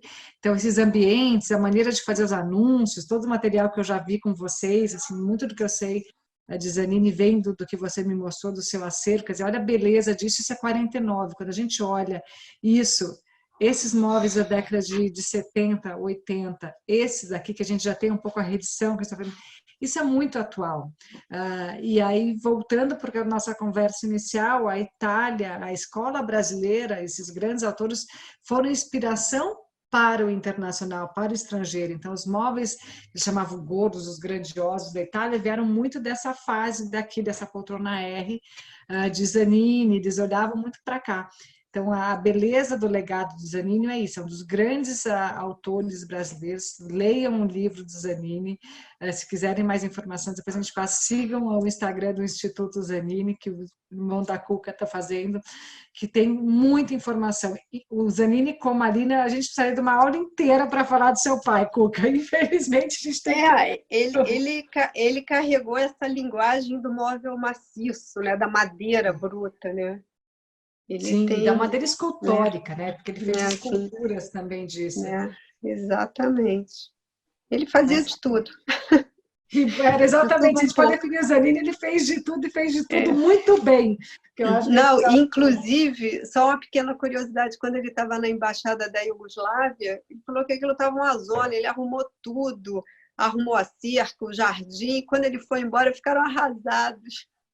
Eu li isso, você me contou o Zanininho, quer dizer, como ele não estava lá preso, não tinha o que fazer, ele arrumou o jardim todo, fez inveja a todas as outras embaixadas. Viva o Zanini, sabe? Cuca, muito obrigada. Era uma figura, eu que te agradeço. Imagina, eu agradeço de coração, obrigada por dividir conosco, por trazer seu relato pessoal desse grande, grande brasileiro, que foi e é seu pai, né? Como dizer, ele continua vivo por aí, né? A minha visão é a do pai, né? Então, eu sempre aprendo muito sobre a vida profissional dele. Assim. Pai e mestre, né? O grande mestre para todos nós. Obrigada, Cuca. Eu vou correr aqui para tentar passar pelo menos mais um autor. Vou falar de um grande amigo de Zanini, de Sérgio agora. Deixa eu ver se é de Sérgio mesmo que a gente... Não, vou falar antes de falar do grande amigo do Zanini, do outro carioca. Vou passar rapidinho pelo Scapinelli, senão a gente não consegue chegar no final da aula. Talvez a gente deixe algum para o final. O Scapinelli eu trago aqui para vocês entenderem que é muito diferente dessa estética que a gente está falando aqui de Zanini, de Lina, da brasilidade, da madeira como escultura, da madeira maciça, da madeira sólida. O Scapinelli ele conservou muito essa estética europeia, orgânica, quase biomórfica um pouco, mas ele também se apaixonou pela madeira. Então, ele, além de ter sido um empresário industrial, que a iniciativa dele vale a gente colocar por tudo que ele fez, ou seja, ele escrevia para Casadinho, ele montou 2 fábricas, 2 lojas, era ligado às artes, e ele diferente do Zanini, diferente da Lina, que usava o compensado, ou diferente do Sérgio, do Zalzupin, e especialmente do Terreiro, que usava o jacarandá, o Scapinelli ele se apaixonou por caviúna, que era uma outra madeira muito bonita, de tons um pouco mais avermelhados. Então, a maioria do mobiliário do Scapinelli se vê em caviúna. Ele também usou um pouco de jacarandá e outras madeiras, mas ele é conhecido pela madeira caviúna. E aí vocês vão perceber, ele era artista, esse ateliê dele, ele era artista, ele era decorador, então trabalhava muito com decoração de interiores também, nas suas lojas, nas suas galerias. Esse buffet aqui do lado, esse aparador, tem uma placa de um artista de cerâmica, agora eu não vou lembrar mais o nome, ele mesmo era um exímio ceramista. Então aqui vocês olham essas linhas delgadas, essas cadeiras, essas poltronas, é muito bonito. Ele conserva, mas ele não tem a linguagem inovadora nesse sentido do Tenreiro, do Sérgio, do Zanini, da Lina, que estavam pensando mais no ideal de como produzir o móvel, para quem vender, como fazer, que industrializar, proteger as florestas. O Scapinelli ele queria esculpir o móvel. Então, ele é o escultor, e muitos até falam que ele é o designer da emoção. Para ele tinha essa beleza, essa paixão pela essa madeira, pela caviúna, que era leve, que ele conseguia moldar e conseguia fazer. E ele não tinha nenhum, apesar de ser industrial, ele não tinha nenhum comprometimento com a produção em série, como o Tenreiro. Então, nisso ele e o Tenreiro são muito na mesma linha. O móvel como escultura, o móvel como o único, ainda na maior dificuldade, não é à toa que são duas coleções muito difíceis de serem produzidas hoje. Precisa de exímios artesãos. Então, aqui é a artesania, o móvel como arte, diferente como um móvel como produção em série dos móveis Z do Zanini, ou das tentativas da Lina com a Palbra. Aqui é o móvel escultura mesmo. Cadê? Onde está o o Sérgio. Será que o Sérgio veio para o final? Mas antes, vamos continuar aqui em São Paulo, então, que o Zhao Zupin chegou como Scapinelli, chegou no Rio e veio para São Paulo, ou seja, tanto Scapinelli como o Zhao Zupin trabalhavam em São Paulo. Zhao Zupin, arquiteto formado na Polônia, trabalhou muito na Romênia, trabalhou na França devastada, veio para o Brasil por conta da arquitetura do Niemeyer, por conta de uma capa de uma revista, Arquitetura do Jour, que ele viu o prédio do Ministério da Educação e Saúde e pensou que um lugar que tivesse aquela arquitetura era um país, deveria ser um país muito bom de se viver. E ele decidiu vir para cá, chegou aqui como polonês que era, tentou trabalho no Rio, não conseguiu trabalho com Lucien Korngold, um polonês que foi encontrado no Copacabana, no Rio de Janeiro, e trouxe-o para São Paulo, então ele começou a trabalhar como arquiteto, fez bastante sucesso como arquitetura, que a gente vê um prédio dele, ele fez a fachada da Mesbla, do Shopping Ibirapuera, daqui de São Paulo, depois da Mesbla, ele teve um trabalho de arquitetura super interessante para cá, fez várias residências, da Paulina Nemirovsky também, então ele foi muito requisitado como arquiteto. Só que esses clientes deles, pelo mesmo motivo do branco e preto, que não tinha, que aqueles 7 arquitetos montaram uma loja, foram atrás de desenhar e fabricar mobiliário, porque não encontravam no mercado móveis que tivessem a estética compatível com aquela arquitetura moderna. Então, o Zhao Zupin tinha essa demanda dos seus clientes, e ele começou a produzir, junto com marceneiros, um ou outro, até que ele falou, não dá para fazer assim, eu não consigo ficar produzindo um agora, outro. Ele era muito racional, muito organizado na história da produção. Então, em 59, ele cria o L'Atelier, com esse logotipo super bacana, um deles acho que foi o Iris de Castro que fez, que foi uma grande empresa, uma empresa vanguardista na produção de mobiliário, extremamente organizado, com uma capacidade tecnológica de fazer essas peças com folhado dobrado, com compensado moldado. Até hoje a gente olha e fala como ele conseguia produzir isso naquela época. Então, a L'Atelier foi muito, muito de vanguarda. E ele me conta, a Zupin é viva até hoje, tenho a honra de conviver com ele há 20 anos, e ele me contou várias vezes em nossas conversas, então perguntando para ele qual que era a peça predileta dele, ele falou, muito difícil de dizer, desenhei tanta coisa, gosto de tudo, mas seguramente foi a poltrona dinamarquesa, porque ali começou minha outra vida. Foi ali que eu fiz a primeira peça para mim, para uma coleção, e não mais sob encomenda. Então aí ele organizou a produção em série. Aí ele viu que ele tinha organizado a produção, mas ele precisava vender. Então ele abriu a loja L'Atelier, os sócios da época não concordavam com ele foi para o Conjunto Nacional, abriu, criou a loja, então, que era em cima da loja, tinha uma galeria de arte super bacana daqui de São Paulo, e foi um grande sucesso. E o Zhao Zupin foi um industrial, foi um designer, primeiro era um exímio arquiteto, mas ele é muito mais conhecido com a produção de design, porque ele foi intenso e vasto na sua produção. Então, ele produziu bastante, chegando até aqui, por exemplo, a poltrona presidencial, com linhas muito puras, muito delgadas, muito elegantes, e trabalhando muito com essas curvas. Ele tinha uma inspiração muito grande na produção dinamarquesa, na produção escandinava, não na estética em si. Essa é a famosa poltrona dinamarquesa, apesar do nome ser poltrona dinamarquesa, não é inspirada em nenhuma poltrona dinamarquesa, mas sim, segundo ele mesmo disse, ele escreveu isso, tanto os braços quanto os pés frontais nas colunas do Palácio da Alvorada de Niemeyer de Brasília. Ele tinha uma paixão extrema pelas madeiras brasileiras, tem ainda, me disse isso em várias ocasiões, e ele levava como tenreiro, era da linha do tenreiro, desse móvel delgado, dessa linha mais pura, mais elegante, que a gente consegue identificar no seu mobiliário esses traços muito marcantes, esses pezinhos de latão que vocês veem na dinamarquesa, a mesa Pecla, esse carrinho de chá icônico que foi inspirado nos carrinhos de bebê da Polônia, aqueles carrinhos, parece carrinhos da Barbie, que tem aquela capinha, tem essas rodas douradas, essa poltrona Adriana. Então, esse é um pouco da estética do Zalzupin que eu queria passar para vocês, esses botõezinhos de latão como marca registrada dele, que é dessa poltrona.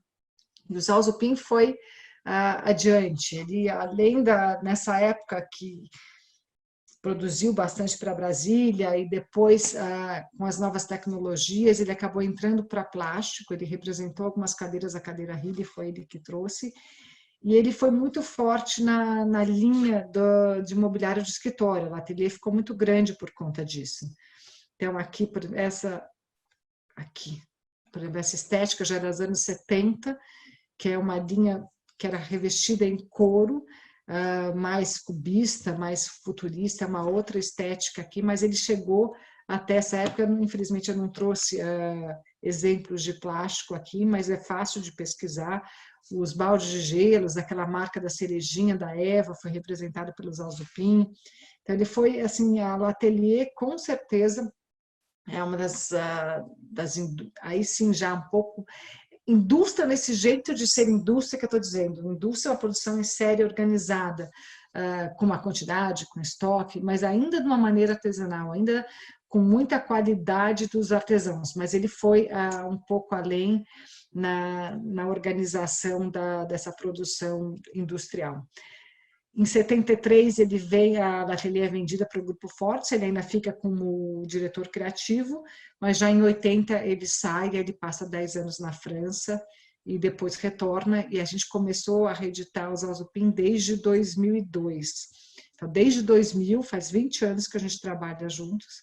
Essa poltrona Verônica ele desenhou em 2008, e aqui ele fez desenho em homenagem à filha dele, então é uma poltrona que não é uma reedição, é uma criação nova. Depois de 40 anos sem desenhar, ele desenhou essa poltrona, ainda muito na estética desse conforto, ainda lembra do jeito dele desenhar, mas ele ressaltou várias vezes que era a madeira, quando ele queria ver essa madeira torneada, quanta beleza, queria ressaltar a beleza da madeira. Apesar de ser uma poltrona bastante estofada, a parte de madeira é muito importante para ele. Ele, como racional, então essa estante representa um pouco essa componentização do mobiliário que acontecia, mas de uma maneira muito bonita, muito sofisticada, como sempre foi o traço do Zalzupin. Então, um pouco, ele trabalhou muito com jacarandá também, mas muito com pau-ferro. Então, os Capinelli muito com caviúna, Terreiro muito com jacarandá. O Zanini trabalhava muito com compensados móveis E, depois os móveis denúncia, eram as árvores caídas, eu não sei precisamente qual madeira que era, mas não tinha uma madeira específica. Essa estética é muito atual. Então, essa é uma reedição feita agora, dessa mesma cena aqui, que naquela época era muito esse curvinho, que era um plástico. Pergunta para você, Cissa. Vamos parar por aqui e terminar esses dois na próxima aula. Como vocês querem fazer? Porque a gente tem 2 designs, são 8h40 quase. A gente pode continuar a falar de Sérgio e falar de branco e preto na próxima aula e fazer as perguntas relativas a esses agora. Complicado de decidir, né? Já tem gente aqui no chat dizendo, vamos ficar aqui. Eu acho que se você quiser falar, vamos ficar. Eu acho que a gente poderia fazer mais um pouco. E se você se sentir mais confortável, em algum momento você para e a gente retoma a aula que vem. Então, tá bom. Então, vamos fazer Sérgio Rodrigues, para a gente poder estar fazendo falta de falar do Sérgio aqui também, que o Sérgio é muito... Estavam todos quietinhos no chat. Agora, nesse segundo, nós temos 11 manifestações de vamos ficar. Então, tá bom. Então, vamos continuar aqui um pouco. Eu vou correr, perdoe a minha pressa, mas a gente retoma ou no final desse ou na próxima aula todas as dúvidas que ficaram.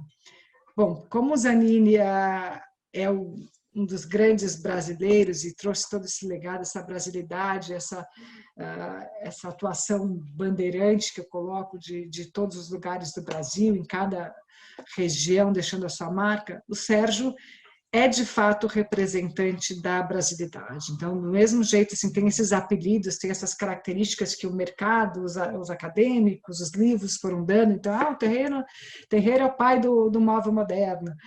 O Zanini é o saber fazer, é quem fez, é o que está mais ligado à floresta, aos móveis da madeira maciça. O Sérgio está ligado a essa brasilidade. Então, ele trouxe essa revolução no móvel, dessa estética pés-palito, que tem até depois um diálogo interessante. O Tenreiro, ele conheceu o Tenreiro, primeira vez que ele entrou naquela marcenaria onde o Tenreiro trabalhava, que eu contei que ele mexeu junto com o dono nas gavetas e viu um móvel do Tenreiro e falou, nossa, mas isso me interessa.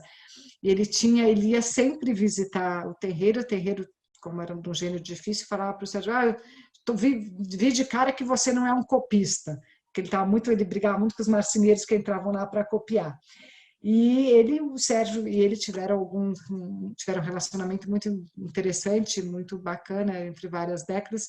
E a uma certa altura, o Tenreiro, ele levava para o Tenreiro mostrava seus desenhos. O Tenreiro já era um mestre, já tinha começado, já era muito reconhecido, muito conceituado naquela época. E aí o Sérgio levou um dos seus desenhos para ele e falou, olha, Sérgio, realmente você tem talento, você tem um belo futuro, você é muito talentoso. Eu não gosto das coisas que você faz, mas você é talentoso, não faz meu estilo. Aí um dia o Tenreiro devolveu a visita, viu os móveis do Sérgio, conta essa história porque é emblemática da assinatura que eu quero que vocês percebam da brasilidade do Sérgio. Falei, Sérgio, mas você abusa da madeira. Para que essa espessura, essa robustez, essa grosseria? Aí o Sérgio falou assim, ok, Terreiro, mas você também abusa dos pés palitos. Então, um era muito nessa estética lânguida, fluida, e o Sérgio, ele como brasileiro, como carioca, como vivendo da abundância, não tinha essa restrição de madeira, de uso, essa contenção que tinha muito forte nos Alzupim.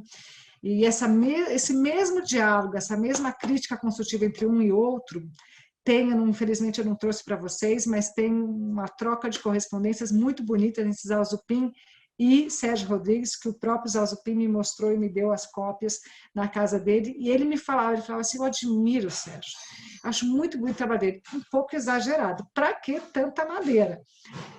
E o Sérgio falava a mesma coisa do Tenreiro e do Zalzupin. Não é para mim, não é para brasileiro, a gente senta quebra, não é assim que a gente precisa sentar. Então, eu acho que tem essa estética do Sérgio, é muito, muito bacana para a gente poder entender essa assinatura do Sérgio, essa robustez das madeiras, esse uso indiscriminado. Sérgio é arquiteto, como eu disse, formado pelas Belas Artes no Rio de Janeiro, filhos de uma família de intelectuais. O pai, Roberto Rodrigues, foi pintor, o tio, famoso escritor, dramaturgo Nelson Rodrigues, se formou em 52, mas ele sempre foi apaixonado pelo mobiliário, já era uma área de interesse dele, e pela madeira.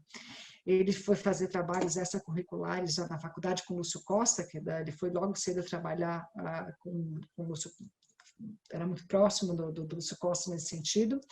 Ele era um exímio desenhista, um ilustrador maravilhoso. Então, esses desenhos todos que vocês veem, é tudo do Sérgio. Então, ele era um artista nesse sentido. Eu contei já um pouco que ele trabalhou em Curitiba para levar essa experiência de lojista, que não deu certo. Obviamente, Curitiba não estava preparado. Depois foi como consultor de design da Forma em São Paulo. Então, antes de ele voltar para o Rio, ele passou por esses caminhos. Em 54, já no Rio de Janeiro, ele desenha esse banco mocho, que era um banco de leiteira. Então, aí vocês já começam a ver sempre a preocupação do Sérgio com as nossas raízes, com a nossa origem, com a nossa brasilidade, né? Aí, em 55, ele cria a OCA. E aí a OCA já diz tudo até no nome, né? O nome indígena é uma proposta de laboratório de móveis, de arte e artesanato brasileiro. Ele tinha muito prazer e muita honra de fazer, que ele representava o artesanato brasileiro. Ele não queria se desvencilhar dessas origens. E a OCA não só foi uma fabricante, tudo, como ele chegou a representar algumas outras marcas de São Paulo. Aí o Lúcio Costa, falando da OCA, coloca o seguinte ponto, fala, a oca é casa indígena é estruturalmente pura. Nela, os utensílios, equipamentos, apetrechos e paramentos pessoais, em tudo se articulam e se integram, com apoio formal em função da vida. A simples escolha do nome define o sentido da obra realizada por Sérgio Rodrigues e seu grupo. Ele falou isso em 65, sobre a oca. Então, o Sérgio ele tem muito essa brasilidade, essa relação com a madeira, com o artesanato, com as nossas origens indígenas, até as mais distantes, não só com o Brasil moderno. Ele vai além, por isso que fala que ele revoluciona. Enquanto todo mundo estava olhando o Brasil moderno, o Brasil da industrialização, que podia ser, o Sérgio vai lá para trás. Aqui vocês podem ver a vitrine da Oca, da loja da Oca, pelo Milor Fernandes, que é um grande amigo, companheiro do Sérgio de muito tempo. Uma breve história da poltrona mole. A poltrona mole nasce primeiro como sofá mole para o grande fotógrafo Otto Stupakov. Aí o Otto falou para o Sérgio, Sérgio, bola aí um sofá esparramado, como se fosse de sultão, para o canto do meu estúdio. Então, o Sérgio ficou pensando que jeito de fazer esse sofá de sultão esparramado e que tivesse um custo barato. Então, ele fez várias das soluções por conta dessa demanda principal. Aí, feito o sofá, ele faz a poltrona logo depois, e o Milor Fernandes coloca uma frase que ficou icônica, muito falar, a poltrona que não foi mole. A mole foi a poltrona que não foi mole. Porque, de fato, era uma estética muito nova, ela não fez sucesso de cara, ela ficou um ano na vitrine do Rio, e ninguém dava bola para ela. Isso o próprio Sérgio disse, falou, hoje é toda cultuada, mas você pensa que foi assim, minha filha? Não foi, não. E aí até quem comprou a primeira foi uma das fundadoras do MAN Rio, então era uma pessoa muito influente na elite carioca, e aí o boca a boca acabou fazendo um grande sucesso, e pouco depois o Adolfo Bloch, que vem a ter um papel muito relevante na história do Sérgio, compra um jogo de 4 para sua casa na Granja Comarica, um lugar conhecido no Rio de Janeiro. Aí, em 61, a Mole ganha o concurso de Cantu, concurso internacional del Mobile, concorrendo com 400 projetos de mais de 27 países. Então, foi realmente um prêmio importantíssimo para o design brasileiro. É uma marca isso no ano de 61 para nós. E aí a justificativa, um dos textos, um parágrafo muito rápido do relatório da premiação, dizia que era o único modelo com características atuais, apesar de estrutura com tratamento convencional, não influenciado por modismos e absolutamente representativo da região de origem. Então, é isso que é o trabalho do Sérgio Rodrigues, dito por vários, dito nesse concurso internacional, dito por Tenreiro, dito pelos seus pares. Eu, quando falo que ele fez essa revolução do mobiliário, porque, de fato, ele não estava pensando no modismo, na moda, nessa época era a época do pé palito, então ele foi contrário de tudo, então eu trouxe essas outras estéticas para vocês poderem olhar, por isso que eu deixei o Sérgio por último. E ele foi muito regional, muito representativo do que era ser brasileiro, então isso era dito por um italiano.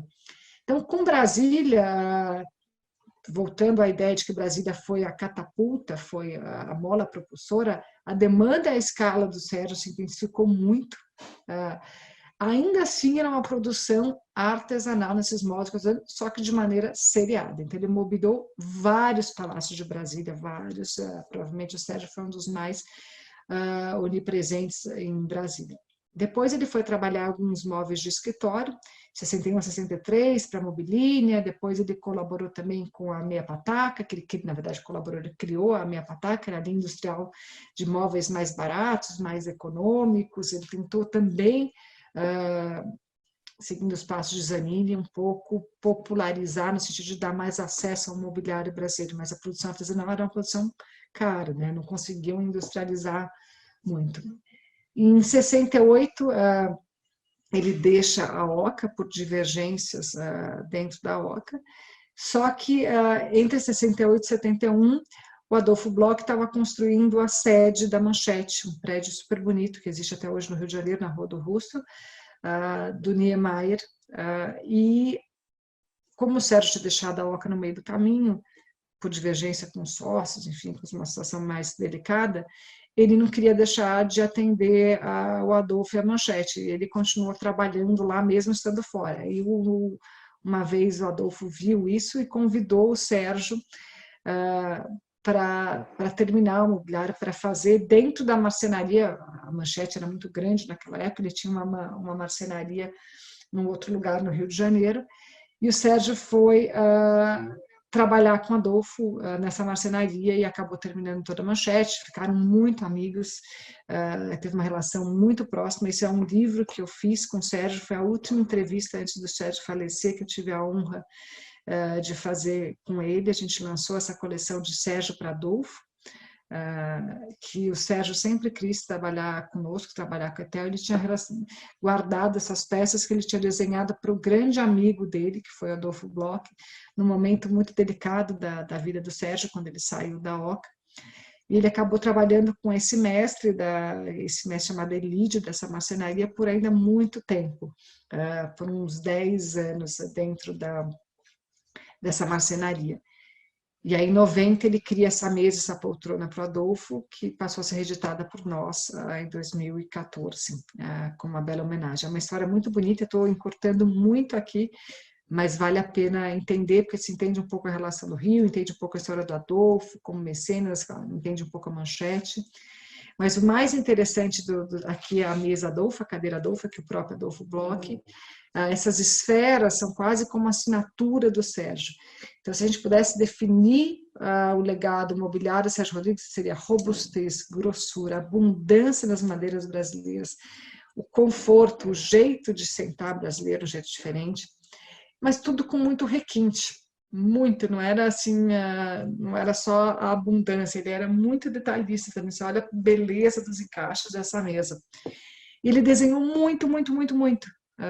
Projetou e produziu muito, acho que são 600, 500, não sei nem quantos desenhos que tem o Sérgio. Então, é uma coleção bem vasta, porque ele era um exímio desenhista e realmente desenhava muito. O Zalzupin também desenhou muito, mas o Sérgio, com certeza, nesse quesito, campeão. E ele tinha essa busca do entendimento psicológico do consumidor, daquele que consumiu o móvel, ele queria entender como as pessoas iam sentar, deitar, voltar. Então, tem esse componente quase estético, simbólico, e que ele fala dessa funcionalidade psicológica. Ele colocou muito isso, que ele queria sempre entender muito o outro lado, né?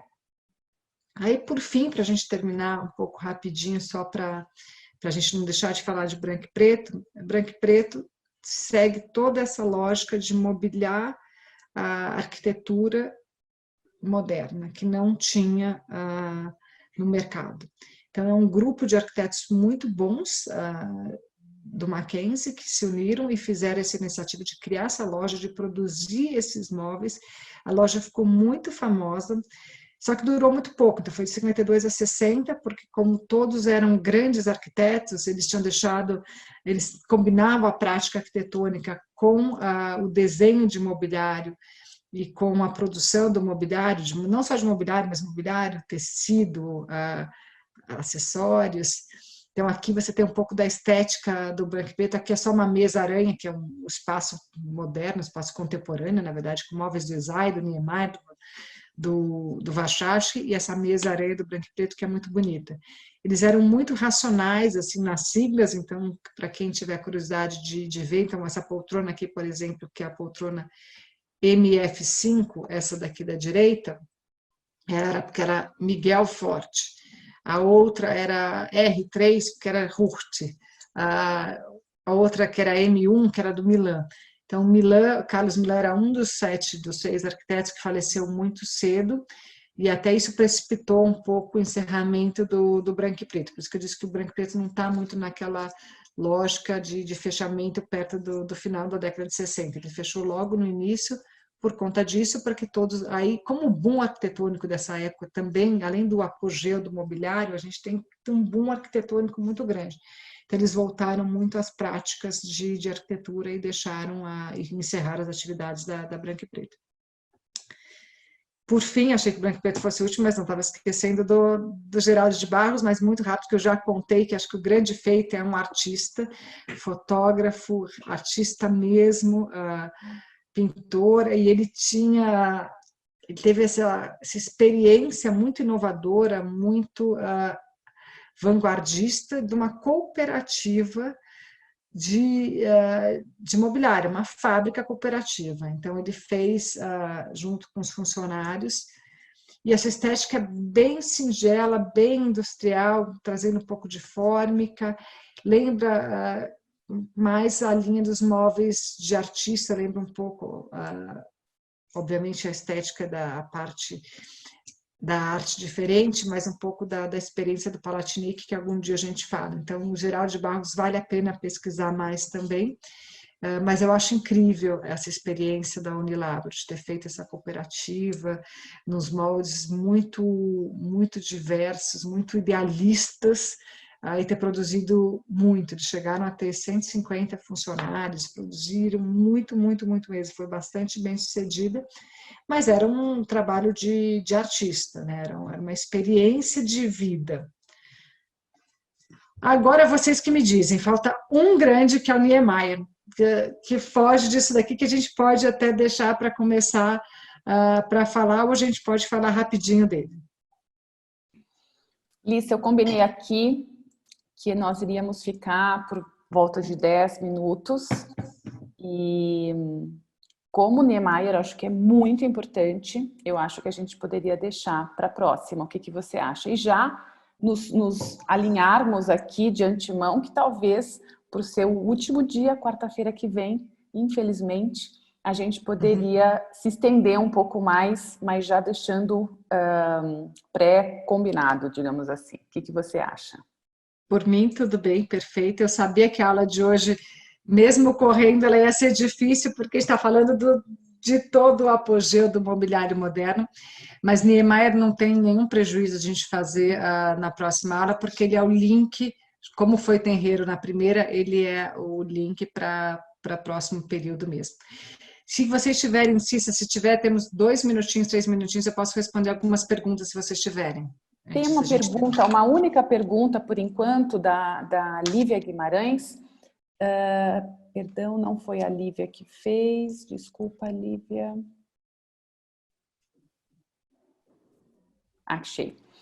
Da Suzana Bicudo. Ela diz, como ditar tendência se os estilos são completamente diferentes? Ela quer dizer entre o Sérgio e o Zanini.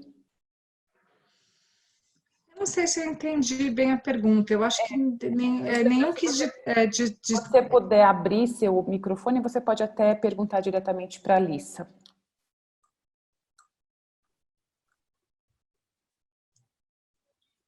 Mas o que eu vejo, Suzana... Desculpa.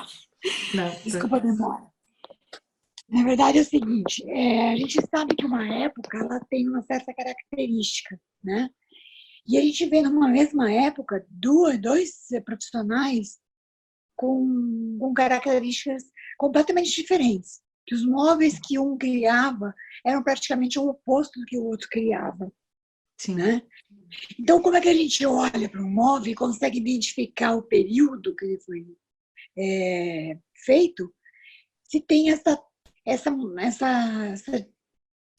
variedade? Sim, exatamente. É uma pergunta ótima e tem uma resposta que eu acho muito interessante, muito bonita, que é um pouco o reflexo daquele tempo.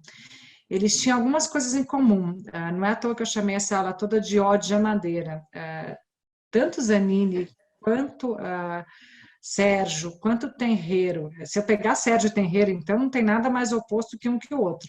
Até por isso que um falava, dava completamente no uso da madeira, para ele precisava ser grande, sólida, robusta, e o outro, pelo amor de Deus, tira, como os Alzopin também.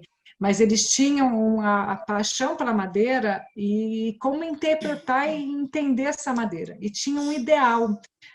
Eles eram todos pensadores. Vocês viram essa história de... falam que todos eram comunistas, todos eram muito intelectuais nesse sentido. Então, todos queriam se expressar e se comunicar através do móvel. O Sérgio, para ele, o ideal... Ele falava, eu sou brasileiro, eu sou índio, eu sou carioca, eu quero...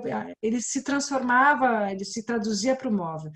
O Zanini, os móveis dele, as épocas, os móveis esses, ele queria racionalizar, ele fazia maquete, ele sabia construir compensado, ele sabia formatar, tudo disso virou a indústria, por isso que ele trabalhava muito bem com compensado, com os móveis Z. E depois os móveis denúncia, era uma situação muito particular da madeira, dos canoeiros, que aí sim ele mostrava até com a robustez da madeira, que dava para fazer aquilo arte, não virar ou jogar ou lenha.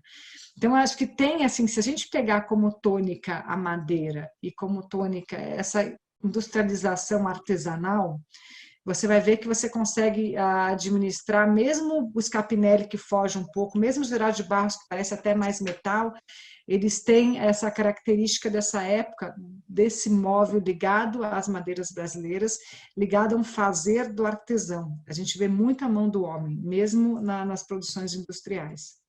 Uhum, entendido. Obrigada, Suzana, pela pergunta. Obrigada a você. Bom, ficamos por aqui. Lissa, mais uma vez, muito obrigada. E quarta-feira que vem, a gente já fica combinado que a gente vai ficar um pouquinho mais, porque merece. Muito obrigada a todos que ficaram aqui com a gente e até quarta que vem. Até quarta. Obrigada e boa noite a todos. Nos vemos semana que vem.